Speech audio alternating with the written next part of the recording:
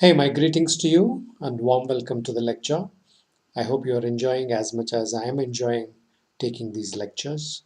So today we'll continue on geometry. So we did two parts of geometry. So primarily we talked about lines, angles and triangles. Okay, primarily it's angles and triangles. So we concluded two lectures where we start off with the angles. We talked about supplementary, complementary, alternate, corresponding, vertically opposite angles. Then we looked at the problems based on this. Then we spoke about whole load of properties of triangles, and we also talked about certain important theorems of triangles.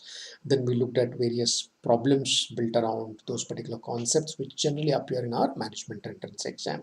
That's what we looked at in the last 4 hours of this particular module. So geometry continues. So we'll do today quadrilaterals and polygons. In fact, we'll do polygons first because quadrilateral is nothing but a part of a polygon. In fact, triangle is also a polygon. We did that. So we'll also do quadrilateral. Before do we get onto the quadrilateral, maybe I'll spend about 20 minutes on polygons. So once we are kind of quickly through with the polygons, we'll focus more on quadrilaterals, which is important for us from the exam perspective. I'm not saying that other polygons are not important like hexagon and octagon. They do are, but more importantly, it's about quadrilaterals. If I have a fair control on quadrilaterals, that will be a good load of good. So, but then, let me forewarn you beforehand itself that there will be a bit of theory that I want to cover in the beginning of the lecture itself. So because I don't want to break it into bits and pieces, instead I just want to tell you all of it at once. It might take some time, so we don't know how quickly we can wrap it up. After that I will take up the complete questions one after the other in the remaining time. Maybe I will reinforce the concepts while I'm doing the question answer solving. It shouldn't take much time, although I would decided to tell the entire polygon theory and the quadrilateral theory all at once. So it should not take much time in my wisdom, but it depends. All right, it depends as we go along. So let's see all right how we will handle this together. Fair enough. Let's get on to the polygons now. On this note, let's get on to the polygons. Here we go. We all know them. We all know them. So just the names for your reference: triangles, quadrilaterals, pentagon, hexagon. We know that. Okay, three-sided figure, four-sided figure, five-sided figure. All right, we all kind of know and we are kind of comfortable with all of this. Shouldn't be a problem. Triangles, a three-sided figure, four-sided figure, five-sided figure, six-sided figure, hexagon. Similarly, seven-sided figure, eight-sided figure, octagon, nine-sided figure, ten-sided figure, decagon. These are the names which kind of we keep using or generally when it comes to some problem solving. So I expect that one is kind of familiar with these names, right? That's a whole idea there. So any diagonal, any diagonal, anything for that matter. For example, if you take heptagon as an example, heptagon is a seven-sided figure. It also has seven angles. It also has seven vertices. Now these are the angles, right? So in a triangle, these are the three angles. Now these are the three vertices. These points are nothing but the vertices. That's very much the point about it, about the polygon. So okay, whatever that I was briefing through this particular site. Just be familiar with the names. Don't be startled or just in case a name just pops up out of heptagon, octagon, nanogon, decagon, duodecagon. So whatever, if the names pop up, don't be just puzzled. Be comfortable with the names to start with when it comes to polygons, right? Yeah. Then I primarily say the three definitions we got to kind of remember. One, what is a convex polygon? Because they use that word. The other, 90% of the time it is always going to be a convex polygon in the exam. 9 out of more than 90, 95% of the questions, 19 out of 20 questions are to do with convex polygon in the exam. Remaining, all right, now 5% of the time it is to do with the concave or a rectangular polygon. So let's try and understand all three definitions quickly. All this is a high school syllabus, friend. There is nothing new that I am trying to do. If you kind of remember from the high school whatever I'm talking, then it's a great deal, then it's really nice. But the point is sometimes we might not really remember things from the high school. That's where I thought that without really taking things for granted, let me take some time to quickly brief you completely about the polygons and the quadrilaterals that is required for our problem solving perspective. Let's take a look here. What is convex polygon? Convex polygon is each interior angle should be less than 180 degrees. That's a condition, right? Each interior angle should be less than 180 degree. Classic example, is this angle less than 180? Yes. Is this angle less than 180? Yes. It's more than 90, no doubt. It's more than 90, but it is less than 180, no doubt about it. 180 is a straight line angle, right? Yeah. Less than 180, less than 180. Therefore, it's what? It's a quadrilateral, nothing but a convex quadrilateral. Convex is what? No angle is greater than 180. Can I say that the angles of this pentagon, this is a pentagon technically, the angles of this pentagon are all less than 180? Of course, yes, right? Of course, yes. Angles of this pentagon, they're all less than 180 degrees, right? Okay, so therefore these are called as as convex polygon. Simply put, that's it. Alright, just check for an angle, interior angle. Don't check for exterior angle, etc. Check for interior angle, inside the figure. The angle should pass inside the figure, right? Yeah. So what is a convex? What is a concave polygon? Now look at this, guys. This is a concave quadrilateral. This particular diagram is a concave quadrilateral. Of course, it's a quadrilateral. Of course, it's a quadrilateral, but it's a concave quadrilateral, isn't it? It's a concave quadrilateral. What do you say so? Is this less than 180? Yes. Is this less than 180? Yes. Is this less than 180? Yes. Quadrilateral has 4 angles, but think about it. This angle is more than 180 degrees because 180 degrees is a straight line. This is more than 180 degrees. That's a meaning of concave polygon. Concave polygon is one in which at least one angle. Hey, can there be more than one angle? Why not? I'll come to that point. At least one angle should be greater than 180 degrees. So therefore, it's a concave quadrilateral. So because generally we talk about convex quadrilaterals more often than not, 95% of the time. That's what I try to tell you. 95% of the time it's a convex quadrilateral. But yes, solid, now we can't remove the option that okay, there are 5% of the time sometimes we talk about the concave quadrilaterals. I cannot take that option out, right? Yeah, concave quadrilateral, as I need to be comfortable in the sense like I need to understand it. All right, understand it. Okay, now take a look here, guys. Hexagon. This is a hexagon, 6-sided diagram. This is a hexagon. What kind of hexagon is this? Concave hexagon, of course. I'll let know why. Because first angle is fine. The second angle is actually second angle is not already. Second angle is also less than 180. Third angle less than 180. Fourth angle less than 180. This fifth angle is less than 180. Look, there is one angle out here. There is one angle out here which is more than 180 degrees. Because of that interior angle, it is becoming a concave hexagon.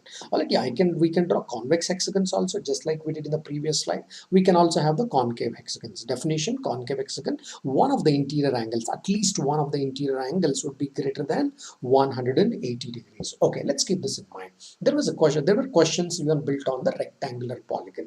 You might come across that name as well, or without coming across that particular name, sometimes this also pops up. There were questions built on this as well.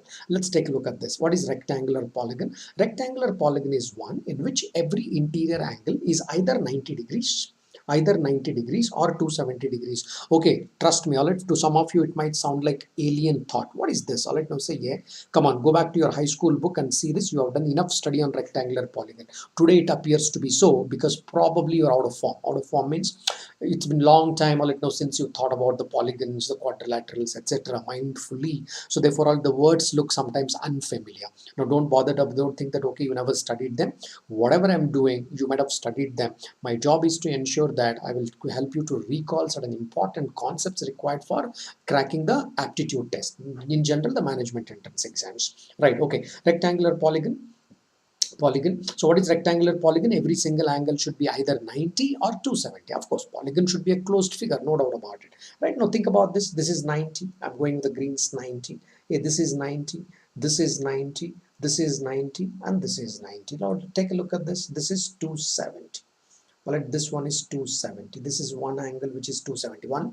I went with red. Alright, the one I'm going with red is nothing but 270, isn't it? That is 270. So therefore now what is that I'm trying to say? Every angle should be interior angle. Again, every time we define a polygon by looking at the interior angles, right? So every interior angle here should be either 90 degree or 270 degree. Take a look at the next figure, my friends. Take a look here.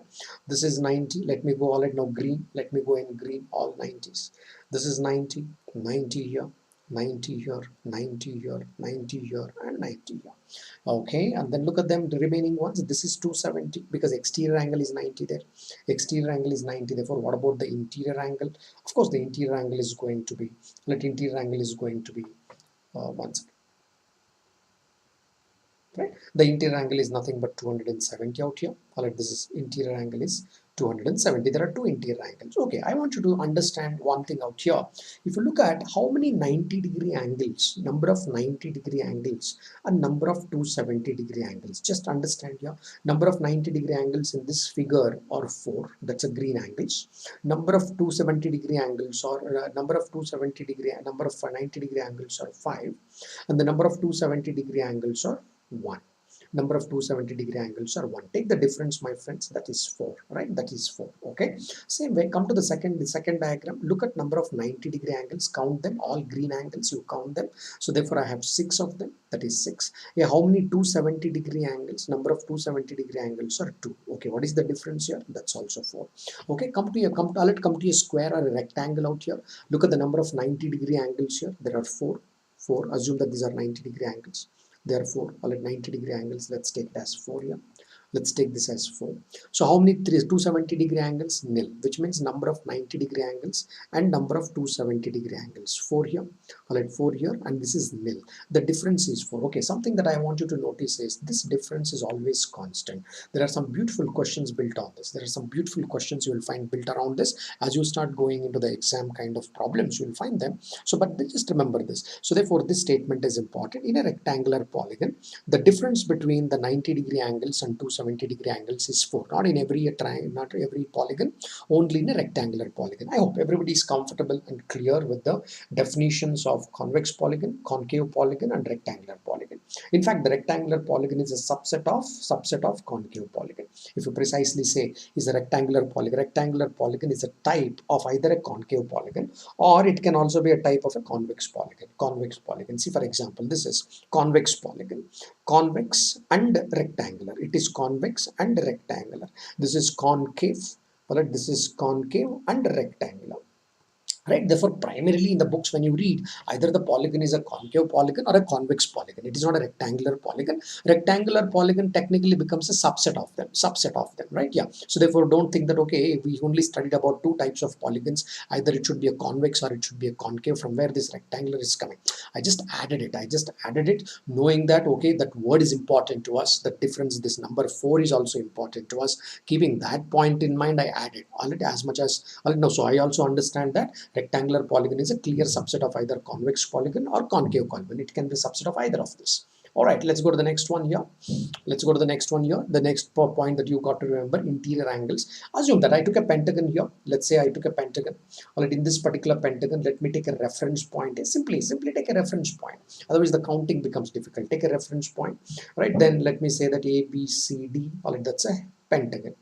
A, B, C, D, E is a pentagon. Now in this pentagon is nothing but 3 triangles. If I take a reference point, from that reference point, I draw all possible lines connecting other vertices. Now others are vertices, B is a vertices, connect C is a vertices, D is a vertices, and E is a vertices. From the reference point, connect all these vertices. Right? If you connect all possible lines are drawn, it leads to what? It leads to 3 triangles. If you say that, hey, what is the sum of the interior angles of this particular triangle? This is 180 degrees.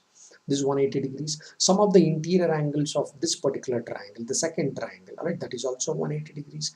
And some of the interior angles of another triangle, right, some of the interior angles of another triangle, that's also 180 degrees. So technically, if you look at the angles that I've put there, that is nothing but the sum of the interior angles of a pentagon. So that's what you mean. So therefore, it is what? 3 triangles. Sum of the interior angles of a pentagon is nothing but 3 triangles. So you said that sum of the interior angles is 540. Same way you can do for hexagon as well, right? If you take the reference point as A and you call the other points as B, C, D, E, F, let B, C, D, E, F, draw all possible lines, it results in 4 triangles, isn't it? It results in 4 triangles. Sum of the interior angles of all 4 triangles is nothing but the interior angle of a hexagon. That also results in the interior angles of a hexagon, which is nothing but 4 times of triangle. 4 triangles is nothing but 720. What is this? This is not each interior angle, it is sum of the interior angles. So how can I convert this? Therefore, if it is an n-sided polygon, any n-sided polygon, 5-sided polygon becomes a pentagon, 6-sided polygon becomes a hexagon, so on. If it is an n-sided polygon,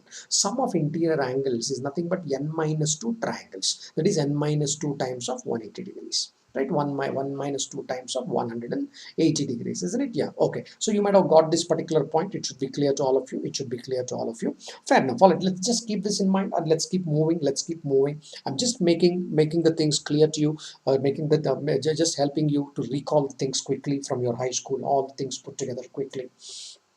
Okay, exterior angles. Now this is a static number. It's a beautiful number, right? Some of the exterior angles, if I say that, hey, all these interior angles are like this, nothing but that's A and this is B. Let's say that these interior angles, this is B here, this is C here, there is a D here, there is a E here. There is a E here. Exterior angles here. Let's say that this is the exterior angle B here. This will be the exterior angle B. This would be exterior angle C. Right, exterior angle C. Similarly, this would be exterior angle D, and this is exterior angle E. Exterior angle E. So what if I add up all these exterior angles? In the sense, I add up these exterior angles, this exterior angles I keep adding up. I keep exterior angles added. Sum of exterior angles of any polygon is 360 degrees. It's a static number. It's a static number, right? Whereas interior angles, sum of interior angles was a dynamic number. Sum of exterior angles is a static number. Okay, there is a kind of a proof which is written here. Well, it shouldn't really matter to you. Shouldn't really matter to any of us for that matter, because we can happily recall from our high school that yes, that's a static number. Static and a dynamic number, right? Some of the interior angles is a static number. Some of the exterior angles is a some of the exterior angles is a static number, which is 360. It is static. It does not change no matter what is your polygon, be it octagon, be it decagon, no matter what it is. Some of the exterior angles of any polygon is 360. It's a static number, whereas some of the interior angles keep changing, or it keep changing, n minus 2 times of 180. Therefore, as the n value keeps changing, the sum of the interior angles also keep changing, right? Yeah, so let's keep that in mind.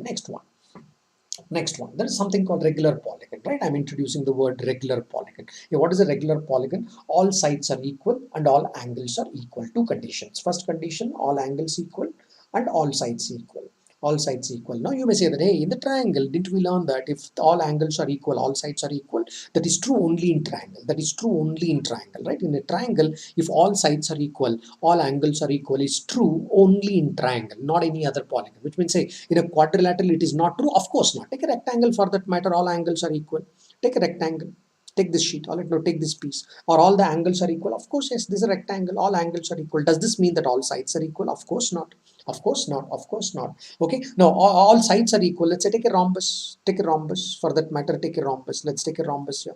Alright, if I take a rhombus here, all sides are equal, no doubt about it. Alright, in a rhombus, all sides are equal. Does this mean all angles are equal? Of course not. Alright, now this is an acute angle and here is an obtuse angle. All angles are not equal. So therefore, all sides equal does not mean all angles equal. All angles equal does not mean all sides equal in all polygons. That is true only in triangle. Only in triangle, if two sides are equal, the angle opposite those two sides are equal. Right? If all three sides are equal, then all three angles are equal and vice versa. But it is not true in any other polygon. Don't extend that property to any other polygon. Therefore, how do I understand that a polygon is regular? A polygon is regular. Two conditions need to be satisfied, right? Two conditions need to be satisfied. Number one, all angles should be equal and all sides should be equal. Unless these two properties are in place, I can't say they are going to be regular in nature. Great. All right, now let's understand this. Therefore, square. All right, if it is a quadrilateral, hey, which is a quadrilateral which is regular? Square. Square is the only quadrilateral which is regular.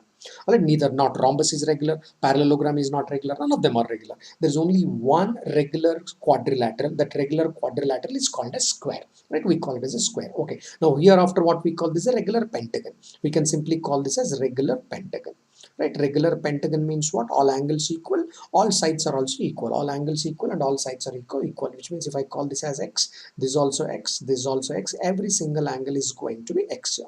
Every single angle is going to be x here. Now listen to me very carefully, my friends. How do I calculate the interior, this x angle, this interior angle of this particular regular polygon? Simple, guys. All right, now so I know that, hey, what is that? All right, x dash I will find out. Every angle is going to be x dash here, exterior angle is going to be x dash here. But I know that, okay, take this point A as the reference here, take point A as the reference here. Look at this particular angle, this x and x dash put together. What is x plus x dash? I know that x plus x dash is nothing but 180 degrees. 180 degrees. Hey, can I find x dash faster? Yes, that's better. So x dash is nothing but what? X dash is nothing but the exterior angle. Static number. What is sum of exterior angles? 160 degrees. Sum of all exterior angles is 160 degrees. Therefore, what is each exterior angle? Each exterior angle can be found out only if it is a regular polygon. Otherwise, what do you mean by each exterior angle for an irregular polygon, irregular pentagon? Don't know. Each exterior angle keeps changing because it's irregular. But if it is a regular, each interior angle is same. Therefore, each exterior angle is same because it's a pentagon divided by what? 5. Divide by what? 5. Okay, therefore what is the exterior angle? 72. Now listen to me, exterior and interior put together is 180, out of which exterior is 72. Therefore supplementary angle, all right, that's for you will say that okay, interior angle is nothing but 108. That's easier to write. That's easier to write. Therefore just quickly remember that fact, that if it is a regular polygon, whenever the question comes on a regular polygon, go for an exterior angle first, because it's a static number. Go for an exterior angle and then quickly take a supplementary part of it, because interior and exterior angles are always supplementary. All right, they're always supplementary. All right, they're supplementary to each other. Great. All right, now so that's quickly about this regular polygon. Let's go further. Let's go further. Polygon. All right, the number of diagonals here. Number of diagonals. I spoke about this while I was doing the permutation combination second lecture. In the second lecture of permutation combination, so I spoke about this already. Therefore, we all should be comfortable there. So look, already if you take any polygon there, if you take any polygon, so say for example, let's say that okay, for example, I told that either it should be a boundary line or it should be a diagonal line. Either it should be a boundary line or it should be a diagonal line. Let me take this all right now pentagon for that matter. All right, pentagon for that matter. So A, B, C, D are the vertices. Right, let me just take an example. A, B, C, these are vertices. Now look, anything that you draw now is a diagonal. Is AC a diagonal? Yes, AC is a diagonal. Okay. Is AD a diagonal? Yes, that's also a diagonal. Is BA a diagonal? Yes, that's a diagonal. Is BD a diagonal? Yes. Okay. So are they equal? Not necessarily. It depends on the diagram. Are they why they should be equal? Nothing like that. All right. One of them can be largest or longest. We call it as a major diagonal. The shortest we call smallest. Shortest we call it as a minor diagonal. Every other line other than this is going to be a diagonal. Therefore, whatever you can think of drawing is a diagonal. So how did we do it therefore on that class? All right, now total number of straight lines, if there are 5 points, if I given 5 points here in a plane, no 3 are collinear, what's the total number of straight lines? 5c2. Out of which how many diagonal lines? All right, now 5. All right, out of this, all right, 5 diagonals. Out of which how many boundary lines? 5. Therefore, what is the remaining here? Remaining are nothing but the diagonal lines. That's what we wrote there. Total number of lines given n-sided polygon. Total number of straight lines can be formed is nc2. Number of boundary lines can be drawn is n. Therefore, that's nothing but the number of diagonal lines. This can also be simplified as n into n minus 3 by 2. This is nothing but the number of diagonal lines. Number of diagonals can also be written as n into n minus 3 by 2. Okay. So all right. Now, so I will stop a part of basic here. Before I get on to the quadrilaterals, I will do a quick drill for you. All right. Quick drill for yourself. Take a minute. Pull out your pen. All of you pull out your pen. Whatever the notes that you have taken so far, all right, now pull out your copies or whatever, all right, now. So just quickly go through these 3 questions and answer yourself. Run through these questions. Take a minute. Take a minute or two. Think about them. I give all possible inputs for it. Just about the angles of a polygon. Finish it. Then I'll get on to the quadrilaterals.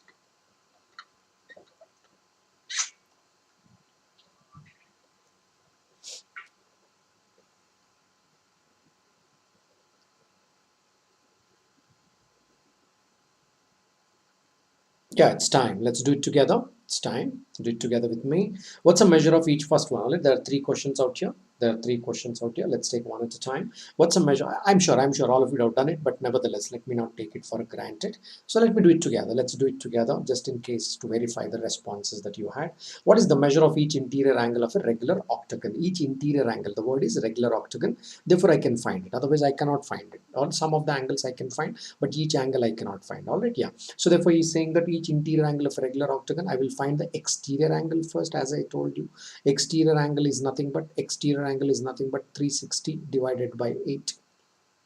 360 divided by 8, which is 45 degrees. Okay, what is interior angle? Interior angle is nothing but it's a supplementary angle. Supplementary angle to this, yeah, what is it? Supplement 135 degrees, which is nothing but your answer. 135 degrees, which is nothing but our answer here. Supplementary angle. So we spoke about it. Exterior and interior, we spoke about it. And in fact, I want you to remember this angle. I want you to remember this angle. Right? So three or four angles probably you might have to remember. Okay, quads we know.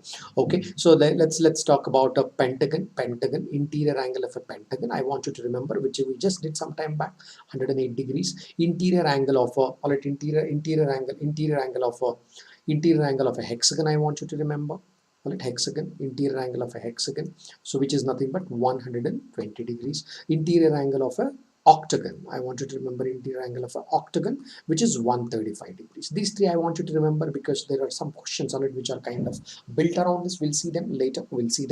So how much we can see, let's see in 2 hours time. But all right, now these three I want you to remember: pentagon, hexagon, and octagon. If you are octagon, I want you to remember. In addition to, of course, the quadrilaterals, triangles, we are very, very comfortable. There should not be a problem of that. Okay, second one, find the measure of each exterior angle of a regular polygon with 12 sides. All right, with 12 sides, measure of each exterior angle. Simple. Measure of each exterior angle is really, really simple. 360 divided by 12, which is nothing but 30 degrees. Very direct, isn't it? Exterior angle, because this time author asked about the exterior angle itself. Pretty direct. All right, three.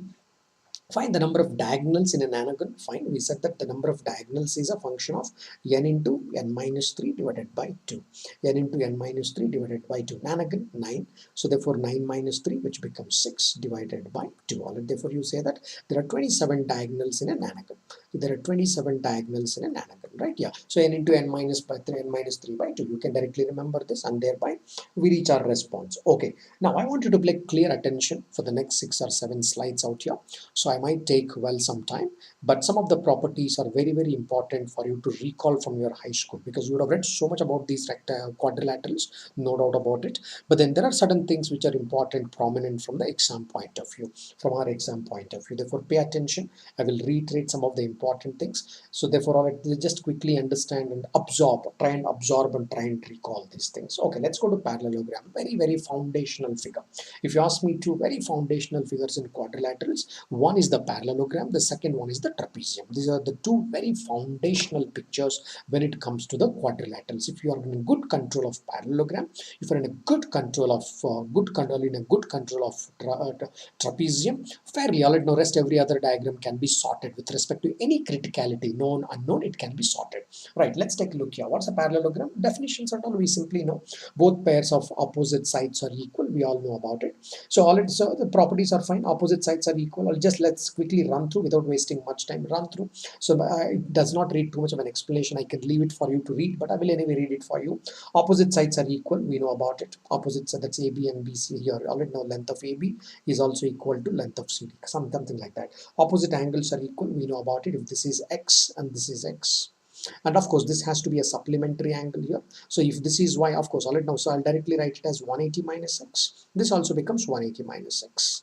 Technically, what is that I'm trying to say? Opposite angles are equal, correct? Right? Adjacent angles are supplementary. I covered it. Adjacent angles, any two adjacent angles are supplementary, which means this and this together becomes 180, or this and this together becomes 180. Which way you look does not matter to me. They're always supplementary. Important, all right? Important, probably, right? Now, sometimes the people are caught short at the third one, Diagonals bisect each other, very important. The diagonals bisect each other. I'm going to that point because all it knows. So a lot of good questions are built around that. Even in case on that particular property, all at times, all it knows. So we good coordinate geometry questions are built. BD is a diagonal, AC is a diagonal. They bisect each other. If I call this point as E, what I'm trying to say is this green line, all at this part of the green line are equal. Similarly, this part of the red line is equal to this part of the red line. All right, they are also equal, right? They are also equal. Fair enough. Let me just reiterate some of the important points here. Okay, the here comes, all right, now here comes, and the diagonals are unequal as well. Point number 7. Listen to point number 7. Diagonal bisect each other is important. Next one, point number 7. Joining the midpoints in order gives a parallelogram. If you join the midpoint, which means midpoint of AE and EB, midpoint of DG and GC. This is a midpoint. I'll assume that these are midpoints. You are joining the midpoints. Similarly, you are joining the midpoints of midpoints of a midpoints, that is a AD, midpoint of a side AD is nothing but point F, let's say. Let's say, all right, so similarly you are doing the other side as well, you join the midpoints. And what do you get? This shaded portion, that's another parallelogram. I'm sure all of you remember this. I'm sure all of you remember this. Nevertheless, let me not take it for granted. Okay, so what if I have any quadrilateral for that matter? That's the first thing, right? We should have done any quadrilateral. Just randomly I've taken any quadrilateral. What if I join the midpoints of this particular quadrilateral? I will take the midpoints of these quadrilaterals. Let's say midpoint of the sides of this particular quadrilateral. I took the midpoints. If I join, it always forms a parallelogram. This is a parallelogram. Okay, it might not look like that onto the bare eye. It might not look like that, but it's a parallelogram. Midpoint joining any irregular quadrilateral, whatever be the shape, however irregular it is. If you join the midpoints, it always leads to a parallelogram, right? Your midpoints of the parallelogram also a parallelogram. Midpoints of a quadrilateral in general is a parallelogram. Midpoints of a parallelogram is also a parallelogram. Good. So I hope you are recalling from your high school all this stuff. Okay, how do you find the area? Area is equal to breadth into base into height. If I know the base and if I know the height of it, or if I know the height of it, height of the, if I say that, okay man, this is my base, or this is my base and I know the height. Let's say that if I know the height, good. No, I don't know the height. Instead I know all it, that's also fine. Base into height is fine. But if I don't know the height, all right, if you know this particular side as A units, B units, and the angle between them is theta, then you can also write it as AB sine theta. Already AB sine theta. There are two ways already you understand the parallelogram. Good. Next one, let's go to the second one. There are 6-7 prominent figures. Let me quickly brush you through. Each one should take about 2-3 minutes maybe, or like 2-3 minutes. Therefore 6 into 3, about 18 minutes. Let's say 18 to 20 minutes. I will run you through this. Rhombus, quickly let's run through the rhombus here. What is a rhombus? Rhombus is technically a parallelogram, right? Rhombus is a parallelogram where all four sides are equal. In a parallelogram, opposite sides are equal, right? Pair of opposite sides are equal. Here all four sides are equal. That's it. Is it technically? It's a parallelogram only, but all right, now where all four sides are equal, therefore you say that all these four sides are equal here. All the given four sides are equal. Okay, we know them. So okay, other part, opposite angles are equal. That's important. Opposite angles are equal. If this is theta, well, if this is theta, then this is also theta. So naturally adjacent angles are supplementary, therefore this has to be 180 minus theta. This has to be 180 minus theta. All right, I can write y also, but y does not matter. Adjacent angles are supplementary, therefore if a pair of opposite angles are theta, the pair of other opposite angles are going to be supplementary to that angle, 180 minus theta. Right? Yeah, that's something. All right, adjacent angles are supplementary. Right? Yeah, diagonals are unequal. We know about that. The fifth point is important. Diagonals bisect each other perpendicularly. This angle is 90 degrees important. That you should not forget. Whereas in a parallelogram, that is not 90 degree. In a rhombus, the diagonals bisect perpendicularly. The word perpendicularly, that 90 degree is important. All right. Now the other point, the line joining the midpoints that in that particular order forms a rectangle. That's important there. What if I join the midpoint of this particular side? All right. Now that's point E here. Midpoint of this particular side, that's a point F here. Likewise, if I join the midpoint of this, I keep joining the midpoints of all the given sides. It forms what? It forms a rectangle. Now what I got inside is a rectangle. I got a rectangle inside here. I got a rectangle. Joining the midpoints of a rhombus becomes a rectangle. All right, becomes a rectangle. All right, let's keep that in mind. All right, joining the midpoints. Sure, all right, now area you can find in multiple ways. Say I will find this area of this triangle and I will multiply by 4. That's also fine. Or if you know the length of the diagonal, if the entire major diagonal is the longest one. All right, now here, if you call this major diagonal is D1, all right, this particular length is D1. The major diagonal is D1, and there is a minor diagonal. I'm going with the blue line here, blue hash. The minor diagonal. Minor diagonal is D2, then the area can be written as half of product of the diagonals. Good. All right, now that should make some sense about rhombus. Quickly, some sense about rhombus. All right, let's go further. Rectangle. Let's go for the rectangle. Rectangle is also a parallelogram. Rectangle is also a parallelogram where four sides are equal. There, the four angles are there. Here, the four sides. Already, rectangle is a parallelogram with four, not sides, four angles. This is a rhombus here.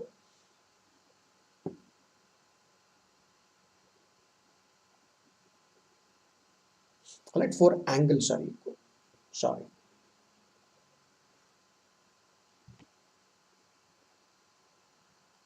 Four angles are equal, right? The four angles are equal. That forms a rectangle. Okay, that forms a rectangle. Rectangle is a parallelogram where four angles are equal. Rhombus is a parallelogram where four sides are equal. That's a difference. There the four sides are equal. Here the four angles are equal. Four angles are equal, right? So we know this opposite sides are equal. We know about all these properties. That's not a worry here, right? Okay, my point here. Diagonals are equal. That's one. Diagonals are equal. The length of the diagonals are equal here. The length of AD, length of BD is also same as the length of AC. The length of the diagonals would be equal here.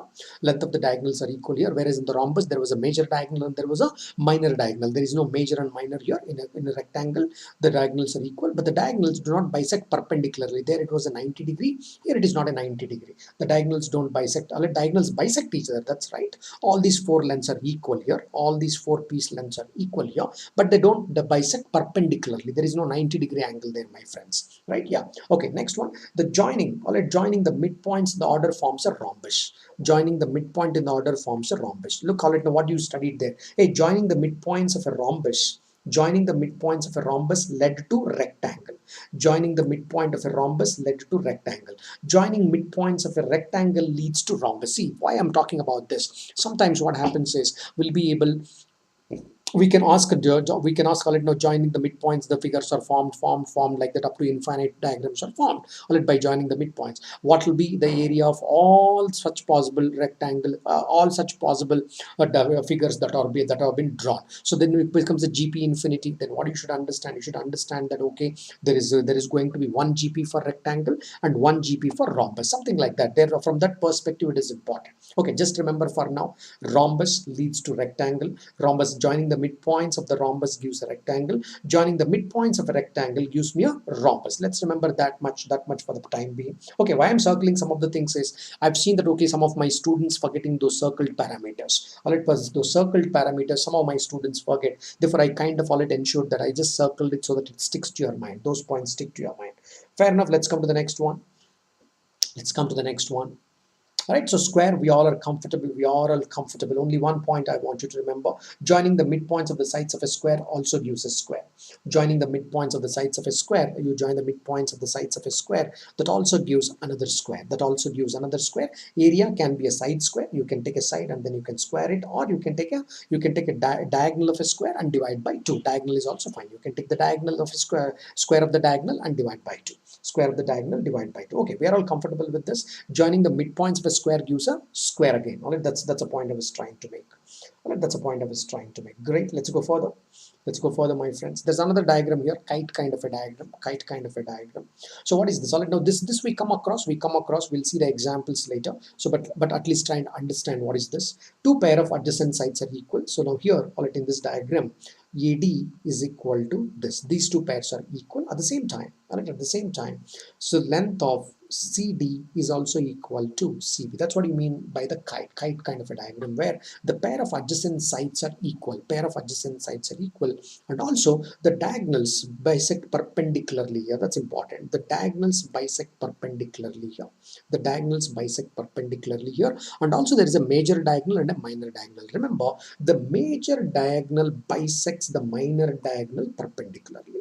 Major diagonal bisects the minor diagonal. Remember, minor does not bisect the major, then it becomes a rhombus, right? Yeah, so minor does not bisect the major. What is minor means? What? The smaller diagonal. What is the smaller diagonal here, friends? DB is the smaller one. So that is being bisected, cut into two equal halves orthogonally by the major diagonal AC. Let's keep that in mind. Okay, another important point here, all at point 5, the area of this kite is nothing but half product of the diagonal, just like you do for rhombus. Precisely the way you calculate for rhombus, that's what you are precisely doing it here. Half product of the diagonals gives the area of the kite. Okay, all this from the high school. I'm not trying anything new out here, just from the high school. But the point is, sometimes we kind of forget some properties, forget some diagrams. Therefore, I'm just trying to remind you about those things before I get into the problem solving. Great, here we go. Little bit the important figure, last figure. Last through 2-3 points, because I said that we started the parallelogram, one important figure, ending with another important figure, which is a trapezium. All right, couple of things here. So these are called as oblique sides. All right, parallel sides in a trapezium is what, friends? There is a pair of parallel sides. And there is another oblique sides. This is an oblique side. This is an oblique side. What about this? This is also an oblique side. All right, oblique side. There are oblique sides here. and there are parallel sides. Yeah, there are parallel sides and there are oblique sides, right? Parallel sides and oblique sides. Perfect. All right, that's non-parallel sides are also called as oblique sides. Good. All right, here there is a word called as a median. We use a word something called as a median. Yeah, what is the median? If you take the midpoint of the oblique side, midpoint of the oblique side, whatever be that oblique side, take a midpoint of that. All right, whatever be the oblique side, take a midpoint of that. Join the midpoints of the oblique sides. All right, then all right, that line joining the midpoint of the oblique sides will be parallel to the given parallel lines. All right, because parallel sides, there is a pair of parallel sides in a trapezium. When you join the midpoints, naturally, just like a triangle midpoint theorem I'm talking about, you join it, there is another parallel line which is done. Now this median is nothing but the average. This median is also nothing but the average of the parallel sides. In a sense, this is called as a median. Oh, okay. So median was there in the triangle also. Now in trapezium there is a median. A median. In trapezium there is a median. We don't use this word median in a parallelogram, etc., etc. We use this only in trapezium. We use this only in trapezium. Here this median, all right, now this median is nothing but sum of the average of the parallel sides. So what is a parallel side? AD here. All right, let me call the length of AD is equal to x. Let me call the length of BC is equal to y. Let me call the length of AD is equal to x. Length of BC is equal to y. Then I can write the median as x plus y divided by 2. I can write the median as x plus y divided by 2. All right, that would be the length of EF. That is a median. Okay, that remember that word median. All right, sometimes will be caught short. All right, sometimes if they use that word, generally they don't use that word. But you remember that okay, there is a median which exists in the trapezium. The median which exists in the trapezium. Good. Area, we are all comfortable. We all know that area of the trapezium is nothing but sum of parallel sides. That's not the average. If I call this side as x, if I call this as y, so therefore you are saying that area is nothing but x plus y divided by 2, average of the parallel sides, average of the parallel sides, and then the height, Okay, what is the height here? Take height of this perpendicular. Like say this is height. All right, into height, average of the parallel side, that's nothing but the length of the median. Average of the parallel sides into height gives me the area of the trapezium. Okay, hygiene factors. Then let me continue on the study on the trapezium. Couple more things on the trapezium. Let's continue. Now there is something called as the cyclic trapezium. All right, there is something called as a cyclic trapezium. Cyclic trapezium, or it's also called as isosceles trapezium. Cyclic trapezium means, my friends, every trapezium cannot be put inside a circle. Just in case, if you are able to put a trapezium inside a circle, if you can put a circumcircle around a trapezium, if you can put a circumcircle around a trapezium, it becomes a cyclic trapezium. This is called as cyclic trapezium. Cyclic trapezium is also isosceles trapezium. Okay, what do you mean by isosceles trapezium? Isosceles trapezium means the oblique sides are equal. Oblique sides are equal. The length of AB is also equal to length of CD. The length of AB is also equal to length of CD. That's number one. All right, oblique sides are equal. That is a point number one. Second point. All right, also that's point number one. Second point is, if this angle is x, this angle is also x. If this angle, therefore this angle will be 180 minus x, thereby this angle also will be 180 minus x. Now this is true in isosceles trapezium, also called a cyclic trapezium. Either ways it is fine. A cyclic trapezium is also but an isosceles trapezium. Yeah, any cyclic trapezium is also nothing but isosceles in nature. It becomes an isosceles trapezium. Okay, so in this case, two things I want you to remember: the length of the oblique sides are equal, point number one. The length of oblique sides are equal. That's a point number one. Second point I want to remember is about those angles. About those angles, if you just make an assumption that okay, this angle is x, you can write every other angle with respect to this point x. Okay, that's about the cyclic trapezium or a isosceles trapezium. Okay, just remember that. That's another point I wanted you to recall. Okay, next one. If you draw the diagonals, in a trapezium, this is a trapezium, ABCD is a trapezium, any trapezium. Yeah, am I talking cyclic trapezium? No, cyclic trapezium points are over. All right, points are over with respect to cyclic trapezium. Now I'm making a point about, any trapezium in general. In general, any trapezium, draw two diagonals. Say, what are the two diagonals here? All right, AC is a diagonal, BD is a diagonal, ABCD is a trapezium where the length, where the side AB is parallel to CD. If you draw this, okay, proof is by similarity. Now what I'm trying to do here, the proof is by similarity. So now two things you can prove here. Now this, if I call this as A2, this also will be A2. Well, this also will be A2, which means the area governed by the oblique side. From the oblique side, the piece from the oblique sides, those areas will be equal. The shape can be different, my friends. The shape can be different, but the areas are equal. All right, shape can be different, but the areas are equal. All right, both of them will have the area equal, which means if I say, hey, what is the complete area of this trapezium now? The complete area is A1 plus A3 plus 2 times of A2 becomes the total area. All right, which becomes the total area here, total area of this trapezium. Now there is another important property here which A2 you take does not matter. A2 is nothing but the geometric mean of A1 and A3. Geometric mean of A1 and A3. A1 is governed by a parallel line. A3 is also governed by parallel line. A1 and A3 are governed by parallel line. A2 is governed by the oblique line. A2 is governed by oblique line. Therefore, the area of that piece 2, A2, already A2 is nothing but under root of area of A1 and A3. Now you may wonder which A2 you are talking about. Am I talking about this side A2 or this side A2? Does not matter. A2 is A2. Both are equal only. Which side you talk, it really does not matter. Right? Okay. Now these are all certain things I want you to remember about the trapezium. These are the points I want to remember about the trapezium. Okay, one last point. I don't want to bore you with too much of theory. Cyclic quadrilateral. I am done. I am going to the problem solving. All right, rest of the time I'm going to the problem solving. But yes, these points were important there. I'm not making it too exhaustive or something, but some of these points are kind of important there. It's important that already you kind of understand them. Okay, now what is a cyclic quadrilateral? Is every quadrilateral cyclic? No. Is every triangle cyclic? Yes. All right, you can take any triangle, there is always a circumcenter, there is always a circumcircle, there is always a circumcenter, and there is always a circumcircle. That always exists, right? But then for a quadrilateral, it is not necessary. You can't really take a quadrilateral and draw a circumcircle. No. For some quadrilaterals, you can draw a circumcircle. Only for some circumcircle, in the sense all vertices. All right, now what is circumcircle? Which means all vertices of the quadrilateral, vertices of a quadrilateral lie on the circumference of the circle. Lie on the circumference of the circle. That becomes the cyclic quadrilateral, isn't it? That becomes a cyclic quadrilateral. Now, only in cyclic quadrilateral, this one area comes handy, and this is used in the exam. And this is used in the exam. Please remember this. What is S here, friends? S is semi-perimeter. S is nothing but, in this, what is S here? S is nothing but A plus B plus C plus D divided by 2, not 4. Not 4. I'm not talking the average. It's a semi. Semi means half of the perimeter. If I call this side as A units, if I call this side as B units, this I call it as C units, and if I call this as D units, simply add those lengths and divide by 2.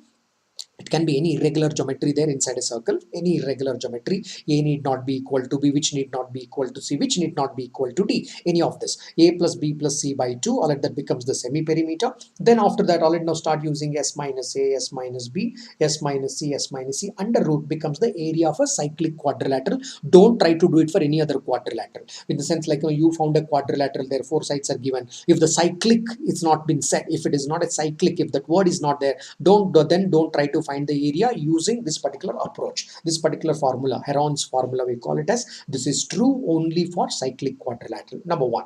All right, that's point number 1. Point number 2, the opposite angles are supplementary, which means if I call this as X, this is going to be 180 minus X. Opposite angles are supplementary. If I call this as X, then the opposite of this becomes 180 minus X. Similarly, if I call this as Y, if I call this as Y, then the opposite angle is going to be 180 minus Y. They are going to be supplementary. The opposite angles are going to be supplementary. Now I can't say that X is equal to Y. Hey, I'm not saying that. You take one of the angles as X, one of the angles as X. You opposite of this will be supplementary to this. You take one of the angles as Y. If you know Y, then you can write the other side is going to be supplementary. That much you can say. All right, opposite angles are going to be supplementary. Good. And then here there is a Ptolemy's theorem. All right, there is another thing called as the Ptolemy's theorem. Point number 3. All right, point number 3. All right, now Ptolemy's theorem. Okay, 2 points are over. I talked about the angles. I talked about how to find the area of a cyclic quadrilateral. Given the sides, how to find the area of a cyclic quadrilateral. Point number 3. All right, I'm making a point number 3 now. One last point. I'm making a point number 3. Assume that the sides are A, B, C, D. All right, given something like this. And I know this red line is a diagonal, one of the diagonals. Let me call it as a D1. The blue line is another diagonal called as D2. You can say that the product of the diagonals D1 into D2. All right, what is D1? All right, now D1 is the red line. Let's say that D1 is the red line, entire length. D2 is the blue line. That's a diagonal. D1 into D2. This is called Ptolemy's theorem, my friends. D1 into D2 is nothing but product of the opposite sides. Sum of the product of the opposite sides. That is A into C plus What is A into C? Sum of the product, or product of the opposite sides, add it to, or add that with D into B. All right, D into B, that is B into D. All right, just do this. This is called as the Ptolemy's theorem. This relates all the sides with the diagonals. This relates all the sides with diagonals. There was a CAT question built on this particular theorem as well. This particular theorem as well. Okay, now these are the 3 points I want you to remember in a cyclic quadrilateral. One about the angles, the second about the area, the third about the Ptolemy's theorem. So we are done with the quadrilaterals. It is 8 o'clock. All right, we are done with this. Fair enough. Let's now continue. Let's go with the problem solving now. Slowly, gradually, let's unleash ourselves into the problem solving. All right, let's remember all of this. Let's see how do we start applying into the problem. We'll do all it as many problems as possible in the next 1 hour time or so. In the next 1 hour time or so, we'll try and solve as many problems on quadrilaterals as we could. Now, what I also do is I will give a minute for you so that you can think about them, or you can think about them as we go along. You can think, and then I will also solve each of those particular problems. Maybe a reflection time of a minute for you today, because I have that little bit of let me also make you think a little bit, right? Yeah, take a pen. Don't waste your time. Take a pen and start already now working on these problems, alongside me. Just a minute of reflection time. Even if you don't get an answer within that minute of time, don't panic. No need to hassle. I want you to think. Idea is to make you think. Great. Let's get started here. First example. Let's get started. Let's go with the first example.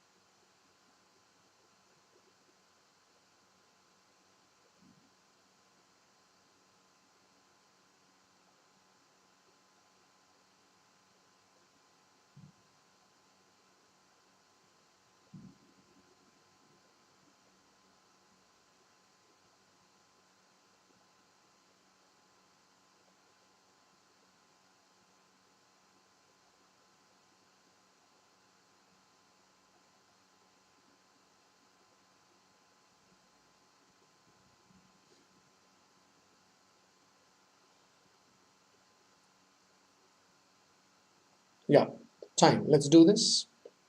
ABCD is a parallelogram such that angle A is 60 degrees. All right, the bisector of angle A and angle B meet. So what do we know about the parallelogram? First, let's quickly go to the properties of a parallelogram. Let's quickly recall them. So what I know about a parallelogram, my friends. So we said that the opposite angles or adjacent angles are supplementary, isn't it? Which means when I know if this is 60, this is going to be 120. Again, opposite angles are equal. Therefore, this is 60. This is 120. If ABCD is a parallelogram, and this is true, all right, this is what is going to be true out there. All right, 60, 120, that's a point number one. Okay, so then he's saying that angle A is 60, angle A got bisected, cut into two equal halves, in the sense this is 30. All right, therefore this is also 30.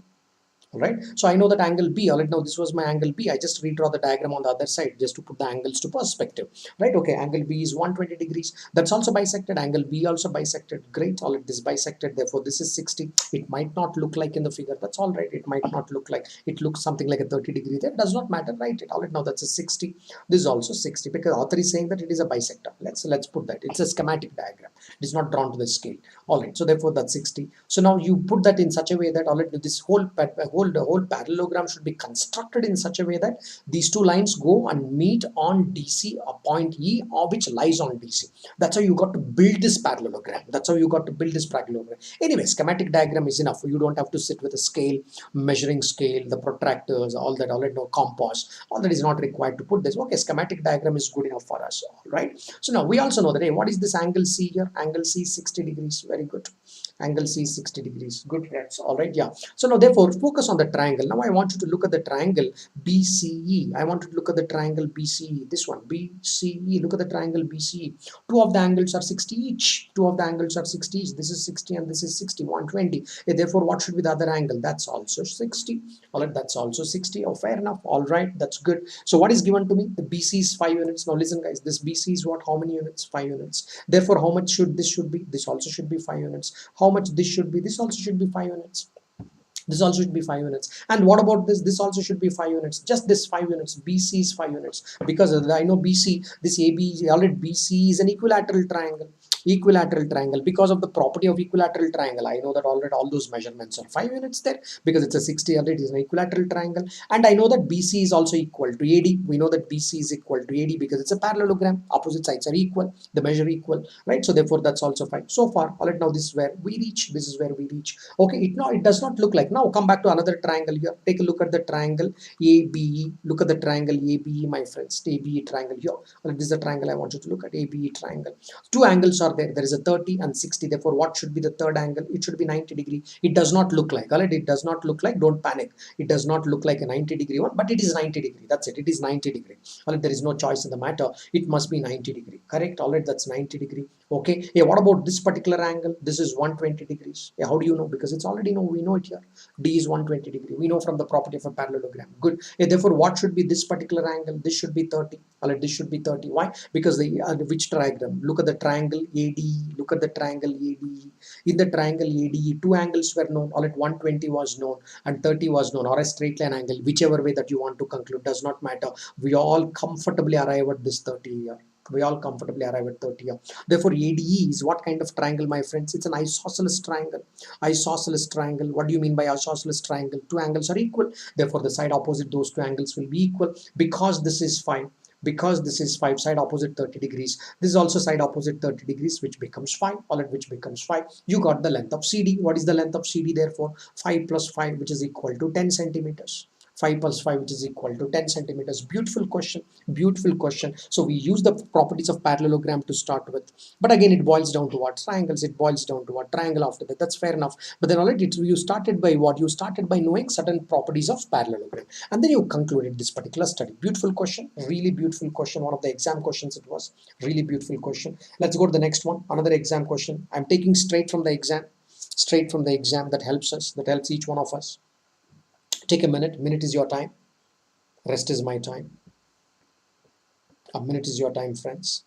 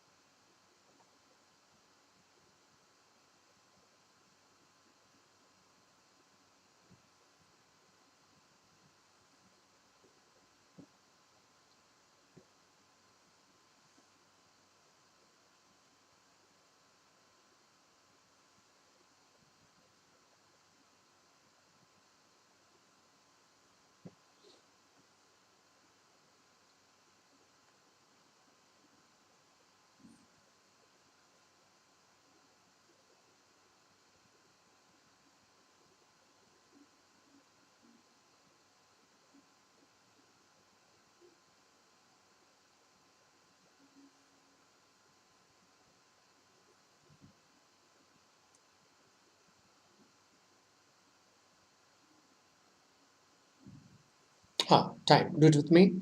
Do it with me. So what did they say here? Right? It's a schematic diagram. Schematic diagram. ABCD is a rectangle. Good. ABCD is a rectangle. Just focus on ABCD now. Rectangle means this is 90 degree till there. This is 90 degree. This is 90 degree. And this entire stuff is 90 degree. The red one. Entire thing red one. Alright. Now that's the angle. ADA basically angle DAB. That's what I'm talking as 90 degree. Okay, that's a rectangle. We all understood that. Already AD, already now, so whatever is that. Alright, then we have AEFD is a trapezium. Good. AEFD is a trapezium. Naturally, there's an oblique side. There's an oblique side of a trapezium. There's an oblique side. Clearly, it is evident that okay, they are not looking like parallel sides. These two are oblique sides. Alright, these two are oblique sides. Very good. Therefore, where are the parallel sides? This line and this line should be parallel. These are the two parallel sides. Okay, the diagram is tilted like this. Technically, we are used to see a diagram like this, isn't it? We are used to see a diagram like this. We are used to see a diagram like this. We are used to see a diagram like this. That's fine. So if I want to write it like this, if I call it as this is A here, this is D here, then I should be writing this as E here, and I should be writing this as F here. What did I do? I just put this diagram to perspective. I just put this diagram to perspective. Okay. So only the trapezium portion. Trapezium portion. Okay. Where is that B, friends? Where is that B? It's going, a line is going like this. Now here is somewhere is a point B. Okay, here is all at this point B. Here is somewhere is that particular point B. Okay, let's keep that in mind. Okay, what is given to me? This is given to me that this is 123 degrees. What I know in a trapezium, all right, what do I know? Alright, what do I know in a trapezium? In any trapezium, the adjacent sides are supplementary. In trapezium properties, already you will come across. In any trapezium, the adjacent sides are supplementary. If this is 123, 123 plus something should be equal to 180 degrees, right? Now 180 degrees. Okay, so how much this should be therefore? This should be 57 degrees. Alright, this should be 57 degrees. Alright, if that is 57 degrees, alright, 57 degrees. What would be this small piece here? Therefore, what is this small piece? That is 90 degree. All right, out this total was 90 degree. Angle DAB was 90 degree, out of which 57 is here. Therefore, the rest of the portion is there. All right, rest of the portion from 90 it is there, which means complementary angle I'm trying to find out, which is going to be 63 degrees here. Right, this is going to be 63 degrees. We already, sorry, this is going to be, this is going to be 33 degrees. All right, this is going to be 33 degrees, which is nothing but my answer. All right, which is nothing but my answer. That's a required answer. All right, then if E is this, find the angle EAB. You found that. That's what your author wanted. What is the angle EAB? Which is nothing but 33 degrees. 33 degrees. Beautiful question. Beautiful question. What was the property that you use here? You use that, okay? You use the property that, okay, in a trapezium, in any trapezium, adjacent angles, this adjacent angle here, this, all right, now this pair of adjacent angle between parallel lines, adjacent angle squeezed between the parallel lines are supplementary. Okay, so now in the sense, okay, what if this angle is 120 here? I can write this, given, assume if this is 120, then I can write this as 60. It does not mean that, okay, if this is 123, this also becomes 123. No, this becomes 123 provided it's an isosceles trapezium. If it is not an isosceles trapezium, this can be anything. This can be 150 degrees also. Then I will write this as 30 degrees. That's it. All I know is what these two angles are supplementary. That much I know. Okay, the points I think are getting clear to you. All at the point what I'm trying to make are getting clear to you. Hope you're appreciating what I'm talking. Fair enough. Let's go further. Let's go further from here. Let's go further from here. Let's keep working on the examples. Okay, take a look at this diagram. Try making some sense. Take a minute. Make some sense. Make some effort, friends. I know it is too much of asking. If there is a lot of gap between your geometry and this lecture, I know that 1 minute is too much of asking. Yeah, but try. I'm just asking you to try. I'm not saying that, okay, you should succeed. That's later. Result is later.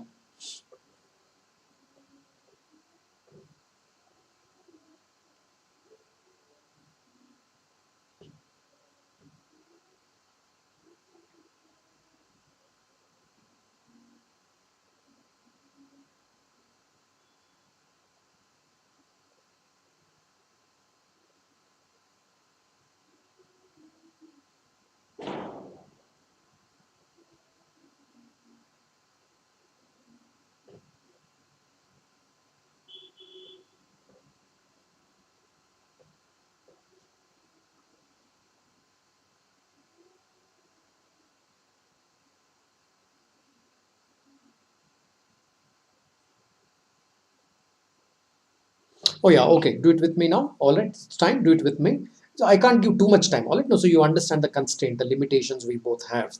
We don't have such luxury of time. So therefore, I have to cut you down. I know that, okay, it looks sometimes very annoying to cut you. So it looks to me, all it knows. So I wouldn't be comfortable cutting the people because I also want them to. I want to allow as much as possible. I want to allow you to think. That's the true idea.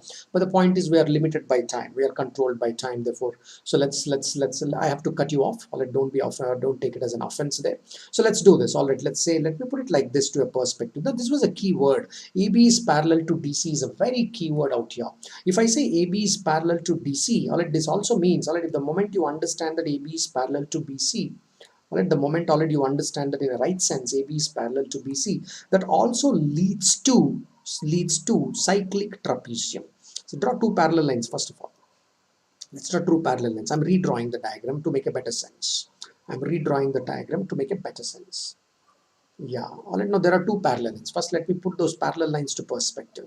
Or let's say something like this, A, B, C, D, something like this. All right, now let me draw it like this. Now there are two parallel lines. All right, these are the two parallel lines. AB is parallel to DC. All right, now these are the parallel lines. The moment it becomes a parallel lines, all I understand, it's a cyclic quadrilateral. Cyclic quadrilateral is also nothing but cyclic quadrilateral true. From a cyclic quadrilateral, it now has become a cyclic trapezium. All right, it has become a definite shape. It has become a better shape. Cyclic trapezium is what now pops up in your mind. Cyclic trapezium is nothing but the isosceles trapezium. Isosceles trapezium, we spoke about some properties there, some properties. What did author say? Already is saying that BAD, let knows the angle BAD is 100 degrees.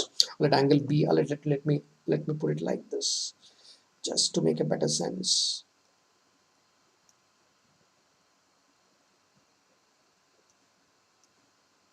Let me write it like this. Angle BAD is 100 degrees. Just I'm shifting the point so that already it makes some logical sense. All right, this is 100 degrees. Angle BAD is 100 degrees. His question is, hey, why don't you tell me angle ABC? Why don't you tell me angle ABC? His question is, what is this? We talked about this. We talked about this in an isosceles trapezium. We spoke about these properties. If it is an isosceles trapezium, not every trapezium, my friends. If it is an isosceles trapezium, we spoke about this. If this is X, this is also X. Now this will be a supplementary angle, 180 minus x. Therefore, this is going to be 180 minus x. In isosceles trapezium, it is true. Already in isosceles trapezium, this is going to be true. Perfect. Alright, therefore, when this is 100, I know that simply this is also going to be 100. My answer is done. My answer is done. Hey, I want to know what is this? No, 80 here. Therefore, this is also 80 here. This is also 80 here. That's it. You want to know all four angles can be known. Why? All four angles can be known because it's a cyclic trapezium. It's a cyclic trapezium. Therefore, give me one angle. I will blast and tell you all four angles. Alright, all four angles can be known here. Right, okay, therefore you got your answer there. Angle ABC is also nothing but 180 degrees. Beautiful question, very simple question on the angle. Just that we need to be comfortable with the trapezium or trapezium properties. All right, trapezium properties. Let's walk further. I hope all of you are with me. All right, you are all with me. Let's walk further. Let's walk further. Right, here we go. Take a minute. I hope that minute of time is helping you to read the question, to recall certain properties. I'm hoping that it is helping you. Yeah.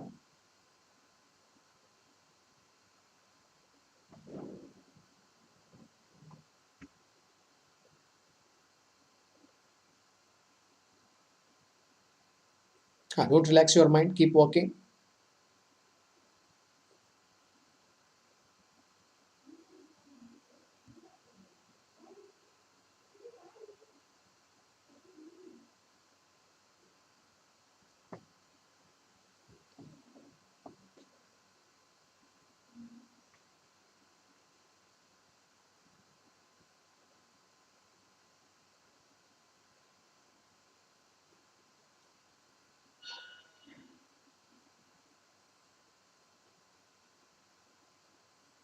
Okay, time. Let's do it together. Let's do it together. The sides of the cyclic quadrilateral are this. If one of the diagonals is this, find the length of the, let's find the length, let's find the length of the other diagonal. So we talked about the Ptolemy's theorem in a cyclic quadrilateral, friends. Cyclic quadrilateral, we spoke about the Ptolemy's theorem. Ptolemy's theorem. Sure, all right. Now, so I spoke about all properties in just about 40 minutes time, right? Technically, first 40 minutes was actually theory. In between, we did hardly few problems about some angles. 40 minutes was theory. I know it is heavy. In case you would have forgotten the properties of quadrilaterals, trust me, it sounded heavy. Polygons and that would have sounded heavy and you might have messed up with some of the properties. Sure, slowly, gradually recall. There is no problem. You can always revise this particular lecture. All right, revise this particular lecture at your own pace. Try doing that because I'm taking the questions right from the exam which are going to help you. Of course, I'm picking up the level 1, level 2s because I don't want to take quickly level 3 and then like no put you under trouble, put myself in trouble. That's not the intention. So once you do that, I know that the foundation has been set. You can rock from that platform. Okay, here we go. Let's take a look at this. The sides of the cyclic quadrilateral are this. We spoke about this cyclic quadrilateral, or any quadrilateral for that matter, where it is inscribed. So where it is inscribed in a circle like this. So if I know this, okay, we spoke about this, isn't it? We spoke about it some time back. If this is x, the opposite of this side is y, this is p, and the opposite of this side is q. We said that a product of the diagonals, all right, product of the diagonals, d1 into d2 is nothing but x into y. That's a sum of the product of the opposite sides and p into q. We also call this as the Ptolemy's theorem, right? Yeah, Ptolemy's theorem. High school, you will do this in the high school, Ptolemy's theorem. All right, this is nothing but the Ptolemy's. From the Ptolemy's theorem, all right, now this what comes there. All right, now this how, all right, you work on this. So here, all right, now let's say one of the diagonals is there. We have one of the diagonals, call it as D1, given. So what I don't know what is the length of D2. That is what has been asked. All right, what is the length of the other diagonal? So put the elements in perspective. Put the element in perspective. Let's say that, okay, D1, I know 3 root 10. 3 root 10. What is d2? I'm figuring it out. X into y, take the sides here. Let me call one of the sides as 5 root 2. Or let the cursor, he said that, okay, please take them in the order. Therefore, I will take this as 2 root 5. I will take this as 4 root 5. And I will take this as 5 root 2. He said that please take them in the order, respectively in that particular order. Don't write here and there. Then we all end up with getting different answers. Put them in the order. So if I put them in the order, x value is 5 root 2, y value is 4 root 5. Similarly, the p value is 5 root 2. P value is 5 root 2, and the q value is 2 root 5. 2 root 5, things like this. Okay, therefore 3 root 10 times of d2 is nothing but 20 root 10 plus 10 root 5, 10 root 10. 10 root 10. Law of indices, we are all comfortable, which will become 30 root 10 is nothing but 3 root 10 times of d2. After simplification, we know that d2 is nothing but 10 units. The length of the other diagonal is nothing but 10 centimeter. This was one of the exam questions as it is, my friends. I hope all of you are understanding this simple one. So here we go with one of the beautiful questions. If you remember the property, it is straight. Under 30 seconds question, less than 30 seconds. If you remember the property. If you don't remember the property, this can trouble sufficiently, because you will go back to the similar triangle, start proving the stuff. It becomes all stupid. Yeah. Done, got it? Yeah, okay. So if it's a trapezium in the given figure, these are two parallel sides, oblique sides can be observed. Therefore, these are the two parallel sides. I said that already. Now, this is, if I call this as A1 and I call this as A2, we also said that's man, this is also going to be A2. The shape can be different, all right, but the area is going to remain same. The size is going to be same. So we said that, okay, on this parallel side, we have something called as A3. All right, we'll have something called as A3 out here. So what did we speak about? We said that man, A2 is nothing but under root of a1 into a3, under root of a1 into a3. That's what we spoke about. Good. So therefore I know a2, already I know, therefore this also can be written as a2 whole square is equal to a1 into a3, squaring on both the sides. Okay, why did I do that? Because a2 value is known, 12 square. Therefore author is saying that, okay, 12 square is also nothing but 8 square, all right, into a3. I'll be able to find the value of a3 first, right? I'll be able to find the value of a3 first to start with. Okay, therefore this is 144 divided by 144, yeah, 144 divided by 64 is nothing but the value of a3. Sorry, so what did I do? Yeah, a2 is equal to under root of this and this, so I'm squaring on both the sides.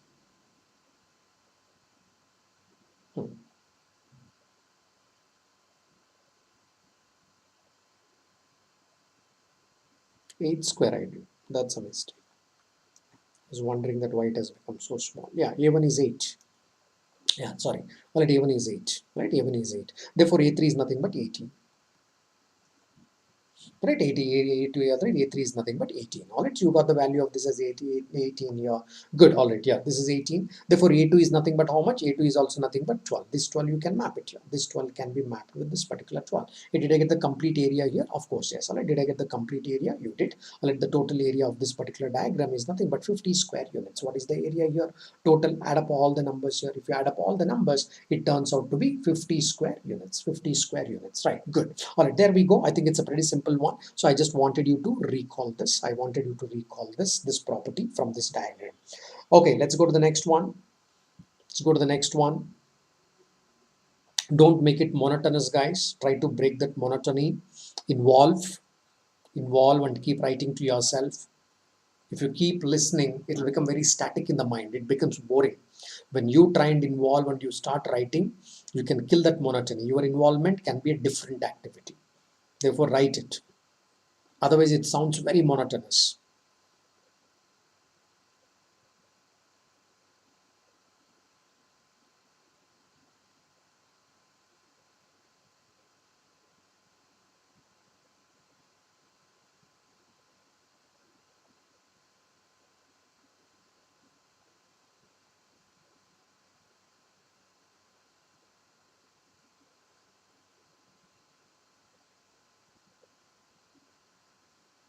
Yeah, should have done this by now.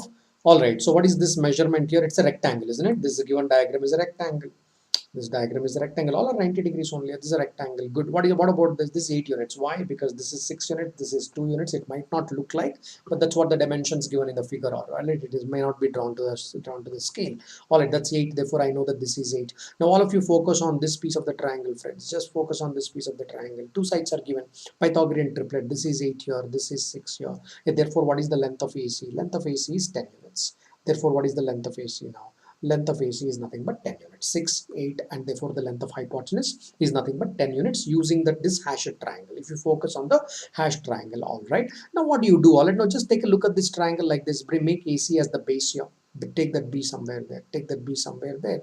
Make that AC as the base. I just made the AC brought down here. Say this is A, this is A, this is C, and this is B. Nothing. I just brought this here. All right, now this diagram.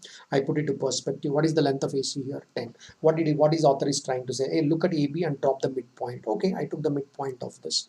Midpoint of this, which has become P. Let us say a midpoint. It's basically a midpoint. All right. Then I took the midpoint of this. Let me call it as a Q. All right, let me call it as a Q. I call this midpoint as Q. Now we join the line to the midpoint. We saw midpoint theorem. We talked about it. This line would be parallel to this particular side. Midpoint theorem. All right, midpoint theorem means what, friends? This is 1:1. Midpoint theorem is this side is broken into 1:1. So we talked about that in the midpoint theorem. Therefore, already now we said that if it is a basic proportionality theorem, as a part of this we spoke about the midpoint theorem. Therefore, we know that PQ divided by CA, PQ divided by CA will be in the ratio 1:2 because this is 1. So you will translate this one. This is 1 plus 1. This would become 2. It will be in the ratio 1:2. But this 2 is nothing but 10. So therefore this becomes x. So let now x by 10 because the actual length of this has to be x there. So what is the value of x? Therefore x value is nothing but 5. X value is nothing but 5. Then nothing but midpoint theorem basically. Now look, all it now we started off by saying a rectangle, but where did you end up with? We ended up with the midpoint theorem. See, that's how the things. All it now, just because we did only quadrilaterals and triangle, I'm mixing them. In the next class, I will mix circles also. Once the circles is over, it's a beauty. All right, once the circle basics, I tell you in the 30 minutes or next 90 minutes, it's going to be solid because we can mix all type of stuff. All right, that makes geometry really fun. When we are learning one at a time, just like when you are talking about learning a four-wheeler, first you learn how to handle only the steering, right? Then you start handling how to handle the accelerator. Then you start handling the clutch or the brake or the gears. Like this, one by one you handle. But when is the real fun? The real fun is when you put them together, isn't it? The composite is the real fun. That's the real driving. Same thing is going to happen in the circles chapter. I'm looking forward to that circles chapter because once I finish that basic in 30 minutes and then do some proper circles questions on 30 minutes, next 1 hour we can mix them up and it becomes a beautiful. All its applications look really, really beautiful. In a sense, in our mind, it looks beautiful because now you feel that you are a powerhouse. You know all the properties that is required for the entrance exam. Isn't it? Okay, fine. The point is clear. You got the answer as 5 here. Let's go further, friends. Let's go further. Beautiful question. It's a beautiful exam question. Beautiful exam question. Think about it for a minute. A schematic diagram is shown. It's a beautiful exam question.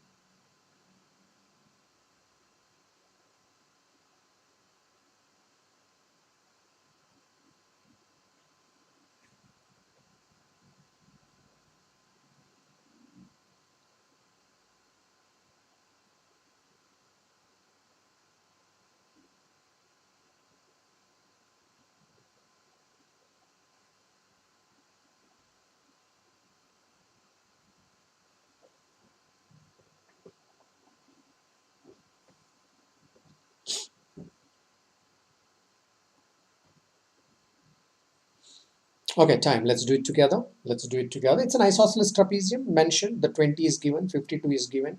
So he mentioned, he explained this word with a diagram. Already the diagonal and one of the lateral sides are mutually perpendicular. This is what he tried to say. He tried to talk about this angle 90 degree mutually perpendicular. He tried to say, so therefore there is not too much of a hassle also. Therefore he's saying that why don't you tell me the area of this particular trapezium PQRS, right? Area of this particular trapezium PQRS. Okay, I'm going to apply this. Yesterday I was talking about this, right? In the triangle second lecture, I was talking about this, isn't it? Let me just quickly remind you about this. It's one of the important properties. In a right angle triangle ABC, in a right angle triangle ABC, I spoke about 3 reference points, my friends. 3 reference points I spoke about. So if I drop a perpendicular, onto the third side, let me call this point as D. We said that we can take 3 references. A can be my reference, C can be my reference, and D can be my reference. Okay, let me start one at a time. Let me take A as the reference. So what is that one property that, of course, its proof is by similarity. What is that one that we talk about? AB square. Let AB square is also equal to AB square is also equal to AD into AC. All references are from A, all measurements are from A. That's why I put that dot there. A. Already, if you take A as the reference, this one you would have written. Okay. On the other hand, had you taken C as the reference, you would have said that, okay, CB square CB square is equal to CD into CA. Always hypotenuse. One travel you have to do on the hypotenuse, no doubt. Right? CD into CA. Very good. So if I take my third reference out here, friends, if I take my third reference out here, say that my third reference is D. Third reference is D. Then you will say that DB square. Then you will say that DB square is also equal to DA into DC. DA into DC. I asked you to remember these three things, right? These three things. That's one way. Okay, there is another diagram also that we have done in that class. There is another one also that we have done in that class. Okay, another way. If it is a right angle triangle, if ABC is a right angle triangle, the altitude drawn onto the third side. There's a height, let's say, altitude drawn onto the third side. If I know this particular piece has x units, if I know this particular piece has, okay, if I know all three sides for that matter, let's say that this is A units, this is B units, the length of the hypotenuse is C units. All right, length of the hypotenuse is C units. Then we can also, we also said that, all right, now this BD, all right, now this BD square, BD, the height of this, height, all right, perpendicular, height or BD, whatever you call it as, height, or which is also called as BD, can also be written as A into B divided by C. Can also be written as A into B divided by C, multiple ways. These are very, very important. My point is very, very important. Of course, I'm going to use this property in this question. That's a point here. I'm going to use this in this question. Let's see. Of course, I will start by saying isosceles trapezium. No doubt, that's my starting point. I got to crack that part. Once I crack that part, I'm going to get in here. All right, for quicker solving, I'm going to get in here. All right, let's take a fresh diagram. Let me take a fresh piece of diagram. See, look, this was 20. This was 20 given to me. All right, this was 20. I transferred the 20 here. Hey, what was the base length? The base length was nothing but 52. Out of 52, 20 is gone. Look, guys, the base. All right, now PQ here, this P and 2Q. What was given to me? This PQ. All right, PQ was 52. Out of this 52, I've dropped a perpendicular from S. I've dropped a perpendicular from R. I've dropped the perpendiculars from S and R. All right, S and R, I've dropped the perpendiculars. Once I drop these perpendiculars, so this 20 gets captured here. This 20, all right, on the top gets captured here. So therefore minus 20. So once I remove that particular 20, I'm left with 32. So 32 will be divided equally. 16 on this side, 16 on this side. Hey, how do you know 16 on this side? Because author said that it's an isosceles trapezium. Had he not said it's an isosceles trapezium, then I also don't know. Because he said it's an isosceles trapezium, therefore I can say this. All right, therefore I can say this. 16 each. All right, therefore it should be 32 divided by 2. All right, it should be 32 divided by 2, which should be 16 each. Okay, that's my schematic diagram for now. So now you should be clear that where this 20, 16, 16 are coming. That portion has to be clear by now. All right, that portion has to be clear by now. Also, I had this particular line. Let me put one of those lines. I had this line going from here till here. I had this line. And author had given to me this as 60 degree. Okay, you may be wondering what is in your mind, man, what you are trying to do here. Simple. What I'm trying to do is this. All right, now parallel lines, this length was 20. So this 20 I know. All right, one, which means SR length, that is 20, plus the line opposite of this parallel line, 20, 16 and 16, which is nothing but 52, I know, divided by 2. I am ready to find the area. So far I am ready. All right, which means I know the average of the parallel lines. What I don't know the H. If I get that H, I'm done. Where is that H? Here is my H.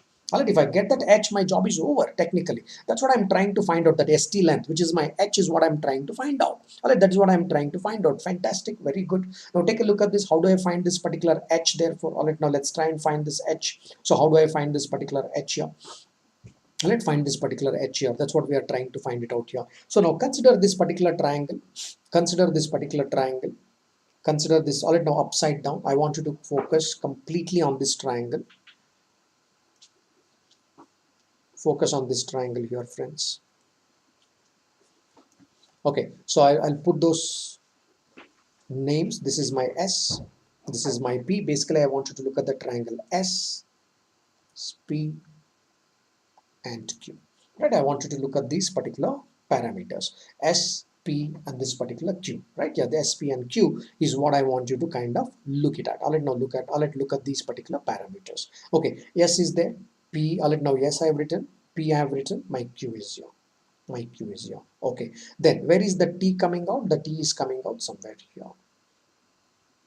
T is coming out somewhere here. This is the point T.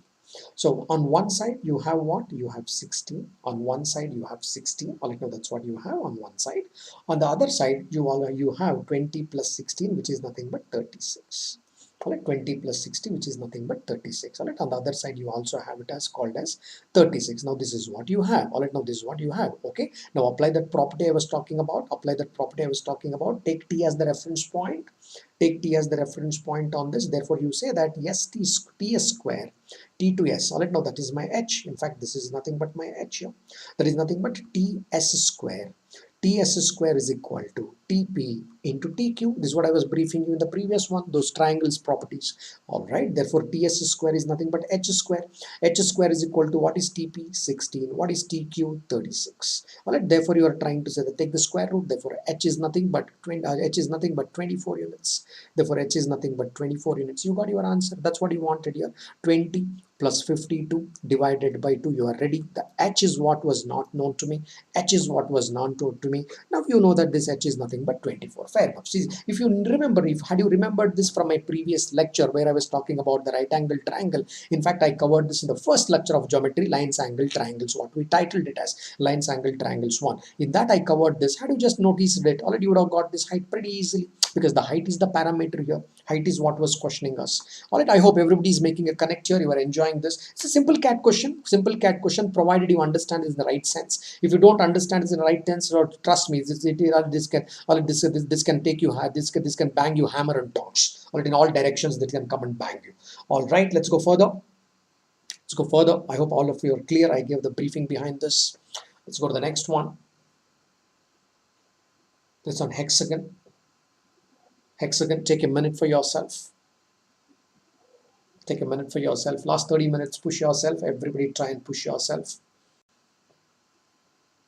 Try yourself, push. If you get involved, you won't get tired.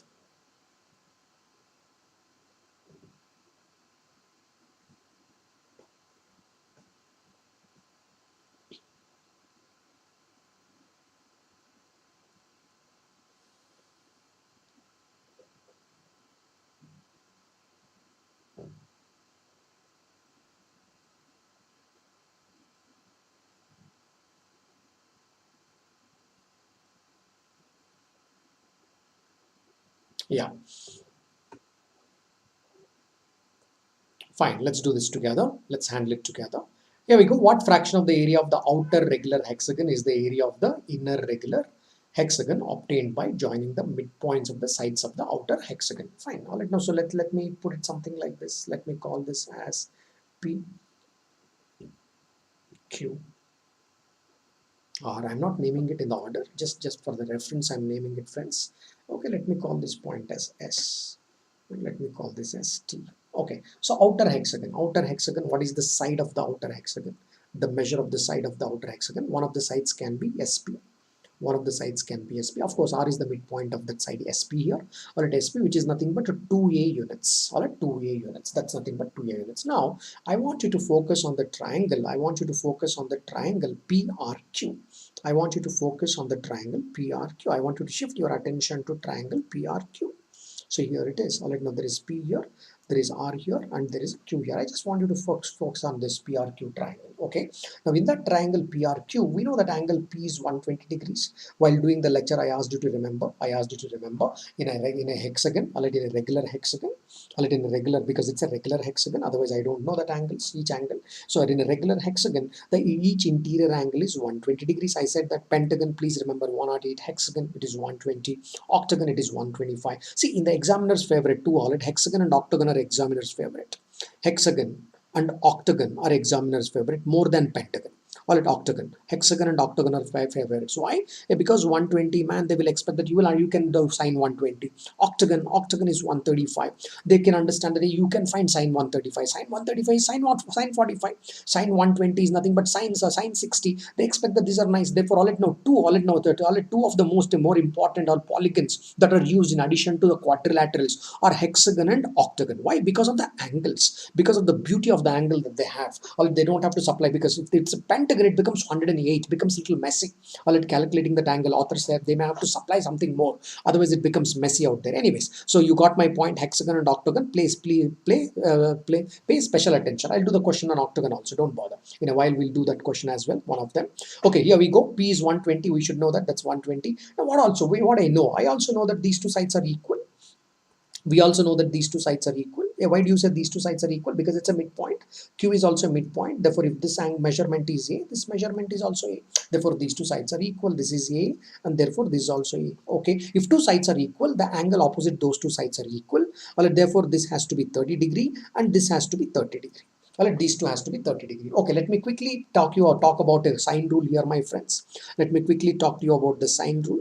Sine rule about this. Let's say that, okay, so if these angles are there, all right, this is x, let me call this as y, let me call this as z, let me call the side opposite angle x as a, side opposite angle y as b, side opposite angle z as c. Sine rule, I'm writing sine rule on this. How do I write a sine rule? I will write it as a divided by sine x, sine of the angle opposite that side, will also be equal to b divided by sine of the angle opposite of this, which is nothing but sine y, which will also be equal to c divided by sine of the angle opposite of this, sine z, which is equal to 2r, 2 times of circumradius. This is called a sine rule. This is how the angle opposite sides are related. Angle opposite sides are related. Fine, let me apply it here. I'm teaching you. Say, can I do without that? Of course, yes. In that case, you have to do a rectangle, right angle triangle like this. I'm saying that, hey, come on, let's grow up. Let's grow up and let's quickly do them mentally as we go along, because we just have to remember these sine rules, etc., what we studied in high school.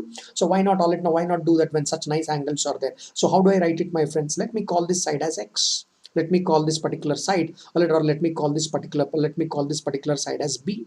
Let me call this particular side as b. Okay, now therefore what do you write? B divided by sine 180, 120.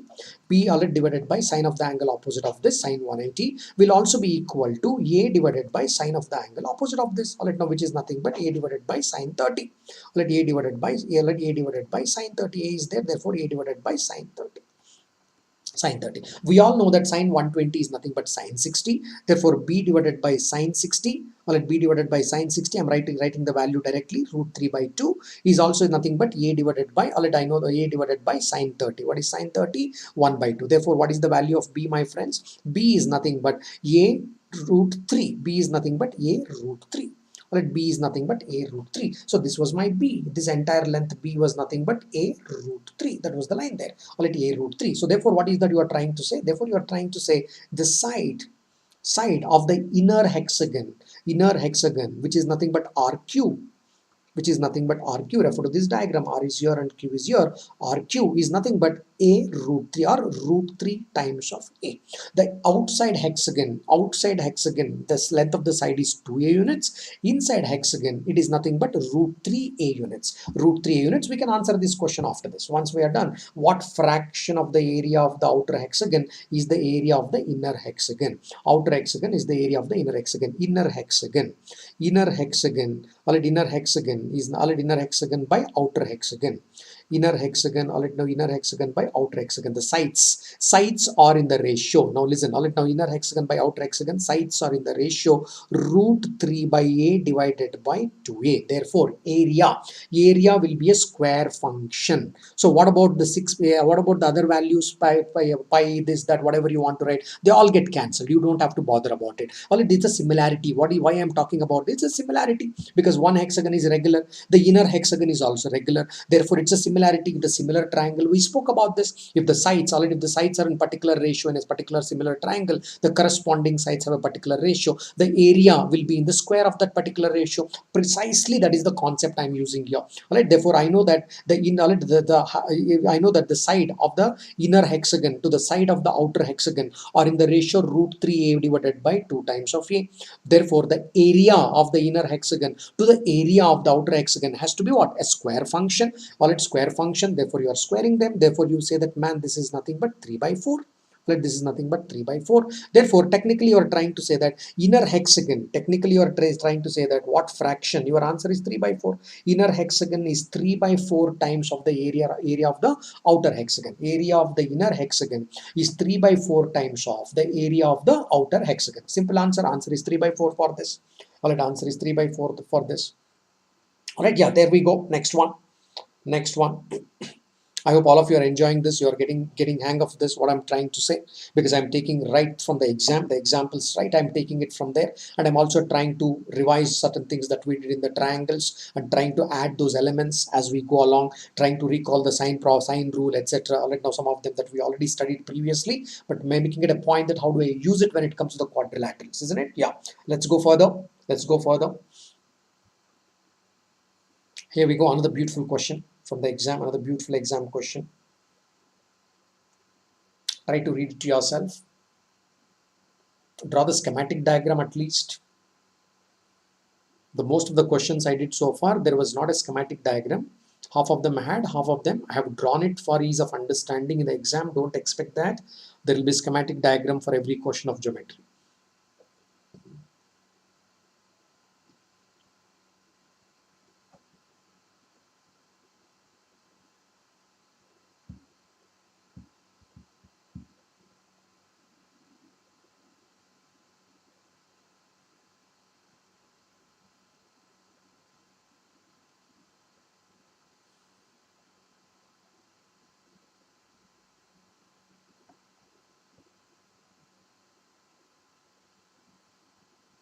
Well, guys, it's time. Let's do it together. Let's do it together. ABCD is a square. Okay, schematic diagram can look something like this. It's a square whose side is 13 centimeters.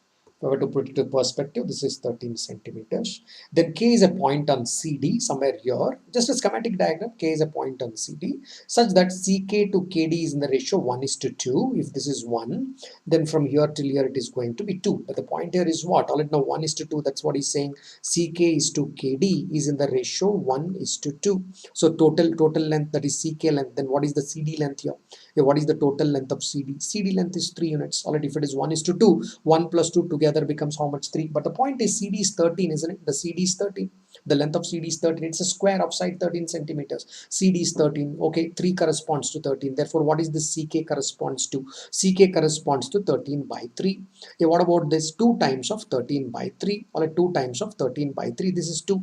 Therefore, 2 times of what? 2 times of 13 by 3. Fair enough. I can write these dimensions now. Let me transfer them here. So I can write this as 2 times of, let me transfer it here, 2 times of 13 by 3. So this particular length is 13 by 3.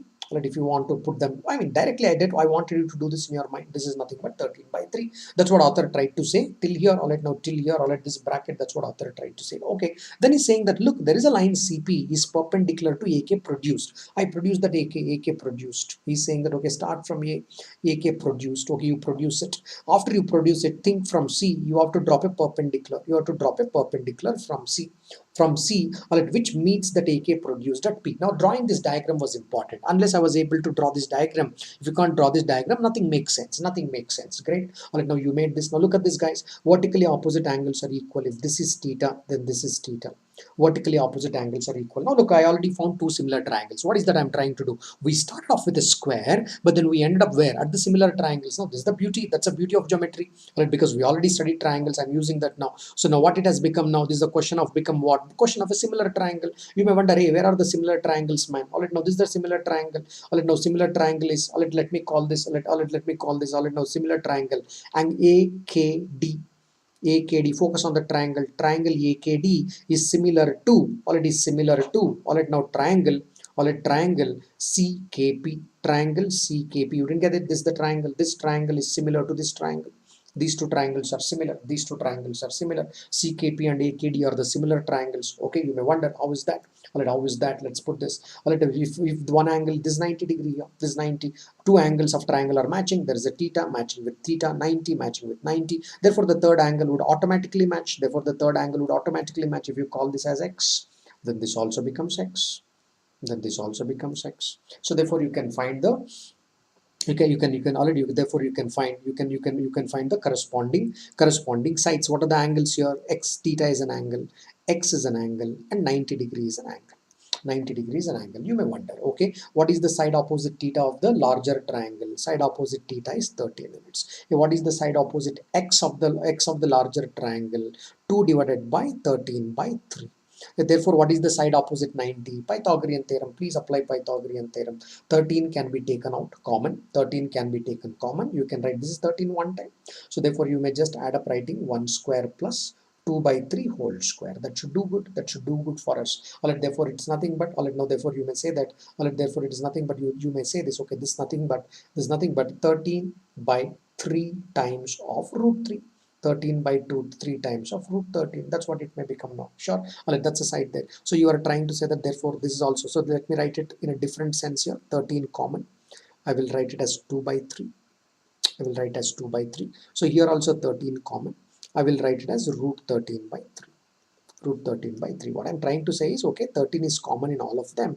This is the ratio of the sides. 1 is to 2 by 3 is to root 13 by 3. All right, root 13 by 3. Good. Let's now go to CKD. All right, let's go to CKP here. Let's go to this lower triangle, CKP.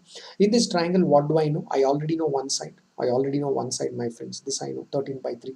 Where is it? It's opposite 90 degrees. Good. Opposite 90 degrees, what I should be writing? So here I should be writing 13 by 3. Alright, here I should be writing 13 by 3. Now look at this. This corresponds to this. Alright, now therefore what I want side opposite x, because he is interested in the length of CP. He is interested in length of CP. Side opposite theta is what I'm interested in. Alright, theta is interested in. I just have to find out what is this. This is x. Therefore what corresponding, just put the correspondence there. You are done with your job. 13 by x will be equal to this by this. What about this? This is not required for me. This is not helping me out. That's not helping me out. Therefore you get the value of x. Alright, therefore you will get the value of x. All of them will get cancelled. 13, 13, etc. would get cancelled. 3's, etc. X is equal to root 13. X is equal to root 13. Okay, I hope all of you understood what I solved. I solved 13 by x is also equal to 13 by 3 times of root 3 divided by 13 by 3. Alright, 13 by 3. Alright, root 13 here. Alright, therefore you got the value of x is equal to root 13. Therefore you got the value of x is equal to root 13. I hope all of you got this particular point. Right, I just use these things, my friends. I use this with this and this with this. This I could not use because that did not help me. Okay, that's a similarity of triangles. What do you use is similarity of triangles. Of course, it's going a little deeper, no doubt about it. But the simple part, you just have to draw the diagram in place. To get that color, get the diagram in place. Once you get the diagram in place, you know that it's just a similarity of triangles. Now, what troubled even in the similarity of the triangles is the kind of numbers, root 13, etc. The kind of numbers were not convenient. So otherwise, it's a beautiful question. Had I taken some nice numbers in the exam, had they given some nice numbers, it's fine. Sometimes they intentionally choose some dirty numbers so that the mind is not comfortable. The untrained mind is not comfortable. Even the trained mind need not be comfortable. The trained mind need not be completely comfortable with the integers as much as it would be comfortable, all right, with the irrational numbers. But that's a point. Deliberately they give irrational numbers. Reason being, create a little bit of shakiness in the mind, create a little bit of discomfort in the mind. All these are the tricks those fellows play, right? That's what the tricks all right now the examiners have to play. So fine, all right, knowing that this is the trick, let's not fall for the trick or trap. Let's take the courage and start working. Great, let's go further. If you're enjoying, I'll continue. If you're still enjoying the lecture, I'll continue for another 10-15 minutes. If you're tired, I will stop. If you're enjoying, I'll continue the lecture. Guess you are enjoying, right? I'll continue. If you're tired, it's too much of input today, it's too voluminous, then I will stop. Yeah.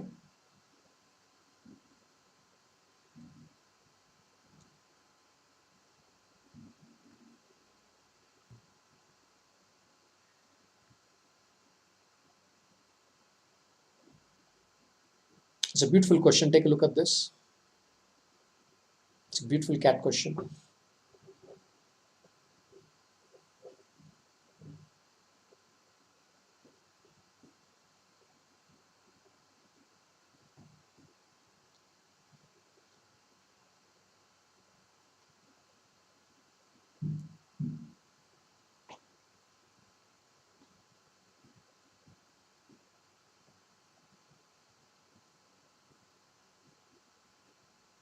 Okay, do it with me. Do it together with me. Okay, here we go. Let know. So what people miss out a point is first understand this. Just simply understand this. What I'm trying to say. Take any square for that matter. This is true in any square, because sometimes drawing this diagram itself is tedious, right? Okay, but this is a very fundamental from your high school. ABCD is a square. Take any square. Mark a point. Let's say that, okay, this is the dimension is x and y. So whatever was the length, you just split that length as x and y, x on one side and y on the other side. Just split it as x and y, x on one side. Just split it. All right, now split this as x on one side and y on one side. X need not, all right, the point need not be a midpoint. Just split it. Split it. X is one dimension, y is another dimension. Therefore, what is the side of the square? X plus y. What is the side of the square here? X plus y. Good. Okay. So now do exactly same thing. Go to the next one. Do exactly x and y. Go cyclic. Don't suddenly make it y and x. X, y. Continue. You reach B. From there, continue. X, y. Then again continue, go here, do x first and then y, continue cyclic, so continue in the cyclic fashion xy, continue here cyclic fashion xy.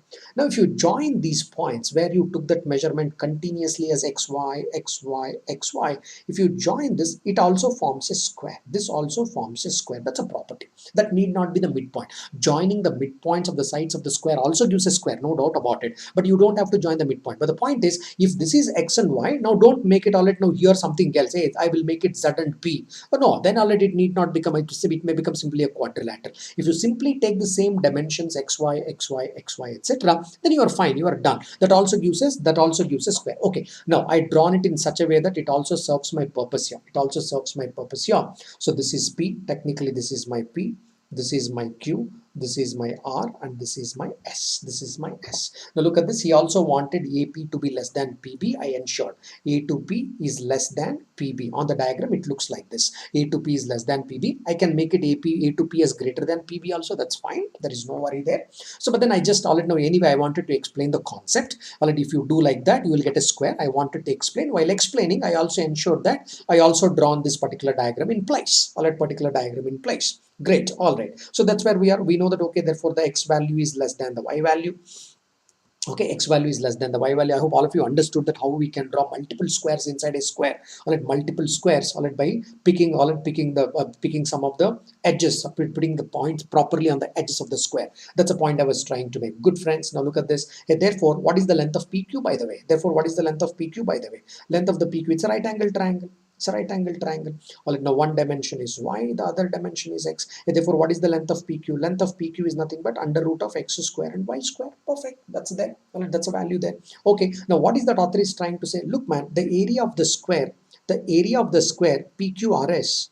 Area of the square PQRS here area of the square PQRS is 5 by 8 times of area of the square ABCD. This is what this man is trying to tell me. All right, fair enough. Area of the square. Hey, what is the area of the PQRS? I know the side of the square. This is the side.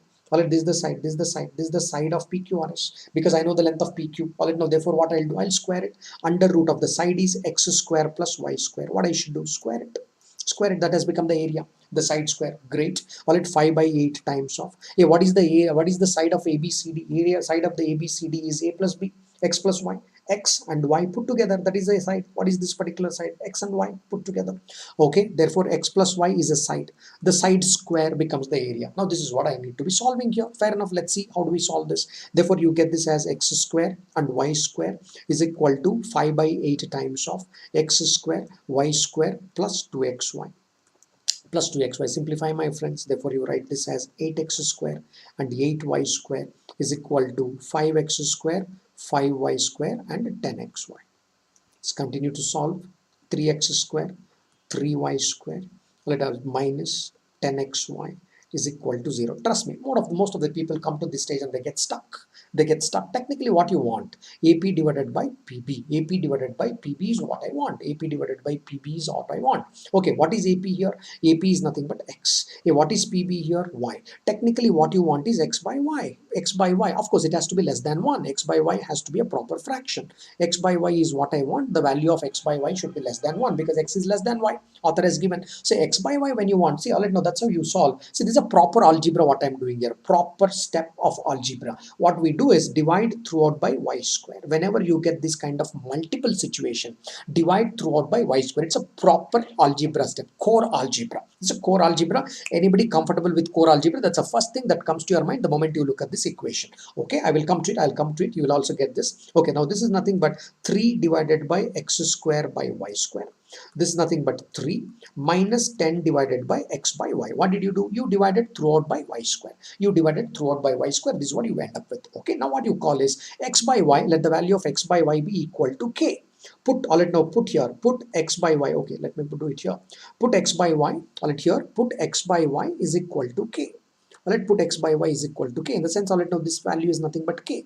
I'm technically asking that to tell me the value of k here. Therefore, tell me the value of k. Put k. If I put this as k, what is this, my friends? K square. Therefore, you are saying that, okay, 3k square. So, what is this? All right, now here, what is this? X by y k. Therefore, minus 10k. Minus 10k plus 3 is equal to 0. It has become a quadratic. It has become a quadratic in k. Okay, I can find the values of k here. Value of k is 3 or 1 by 3. The value of k is nothing but either 3 or 1 by 3. 3. We can solve this quadratic. 9 1 time 9, therefore you can use this. All right, from there you will get the response as 3 or 1 by 3. That is what you are getting it there, right? Am I right? Yeah. So that is what you are, that's what you are. All right, that's what you are getting it there, 3 or 1 by 3. Fine. Which one to take here? All right, you got to take the value as 1 by 3 because the value of x has to be less than y. The k has to be a fraction. K has to be a proper fraction. Therefore, you would say that I will take this as 1 by 3. I will take this as 1 by 3. That's the reason he said that AP is less than PB. Otherwise, you know that, oh, you get a quadratic, you get two roots. You get two roots. You'll be confused which one to mark as the answer option. So therefore, you are taking this as 1 by 3 and closing this deal. Okay, all of you understood this. All right, now this was a little bit about the squares as well. In the sense, how do you consider the squares inside the square? Infinite number of squares can be written inside the square. All right, by joining the midpoints of the square, of course, forms the square. Otherwise, also you can draw multiple number of squares. I've shown the technique here. I've shown the technique out here. Fine. All right, enjoying it. Last another couple of questions. Another couple of questions. Couple more questions and then we'll close. Cat question. See it. Beautiful cat question. Observe.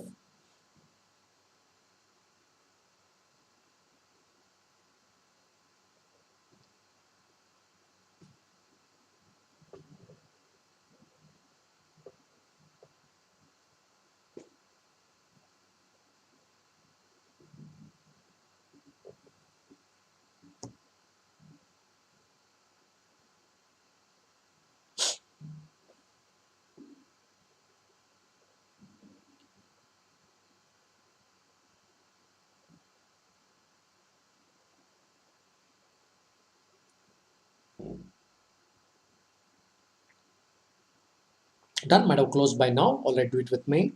Do it with me. If you just put it the other way around, this is a trapezium. If you just put the other way around, let me redraw this diagram. Just align it for you. Align it for you and you are done. The moment I align it, you will say that, oh, this is all the diagram it is. Yes.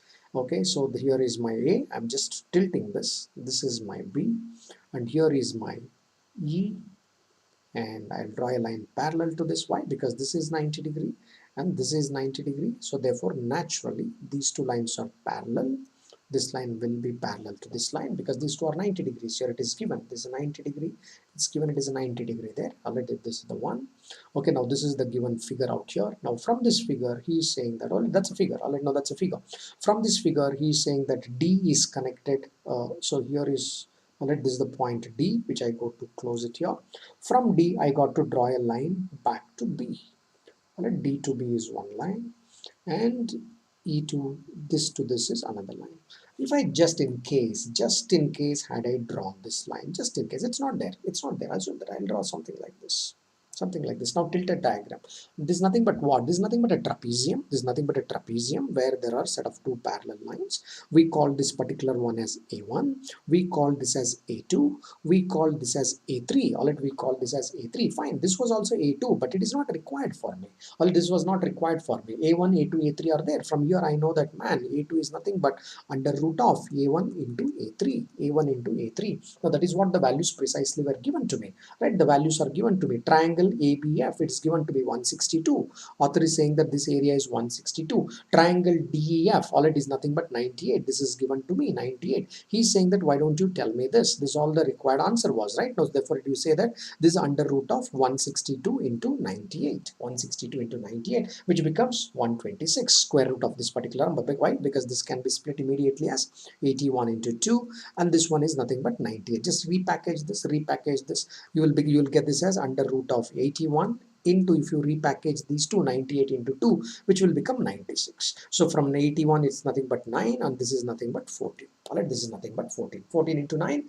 126. Alright, you got your answer. Such a repackaging issue, such a beautiful question, isn't it? Such a beautiful question. Hey, without that also it could be done. You can treat them as similar triangles and you can do no problem about it. What I meant is, somebody who can notice things better, trust me, they can do some of the questions in geometry much faster. Alright, much faster, because they have that eye for the figures, they have that eye for the diagrams there. Right? If you develop that eye, sometimes the questions may appear much simpler than what they are supposed to be, because similarity and right angle triangles are always there. But the point is, can I quickly get over them, and do I know something little already results produced out of them? Then it becomes a lot more easier. Or it becomes a lot more easier.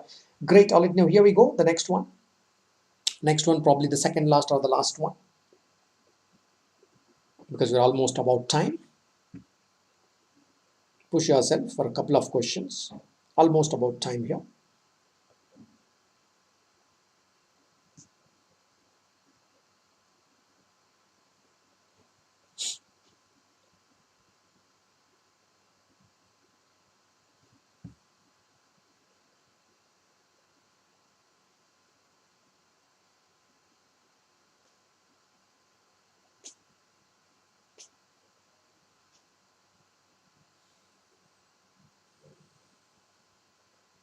Okay, here we go. From a square of side 4 centimeter, it's the square of side 4 centimeter. Assume that, okay, this is the square. Let me start here. Say this is A. Let me name them A, B, C, and D. That's a square. Yeah, what is the length of AB? Length of AB is equal to, length of AB is 4 centimeters.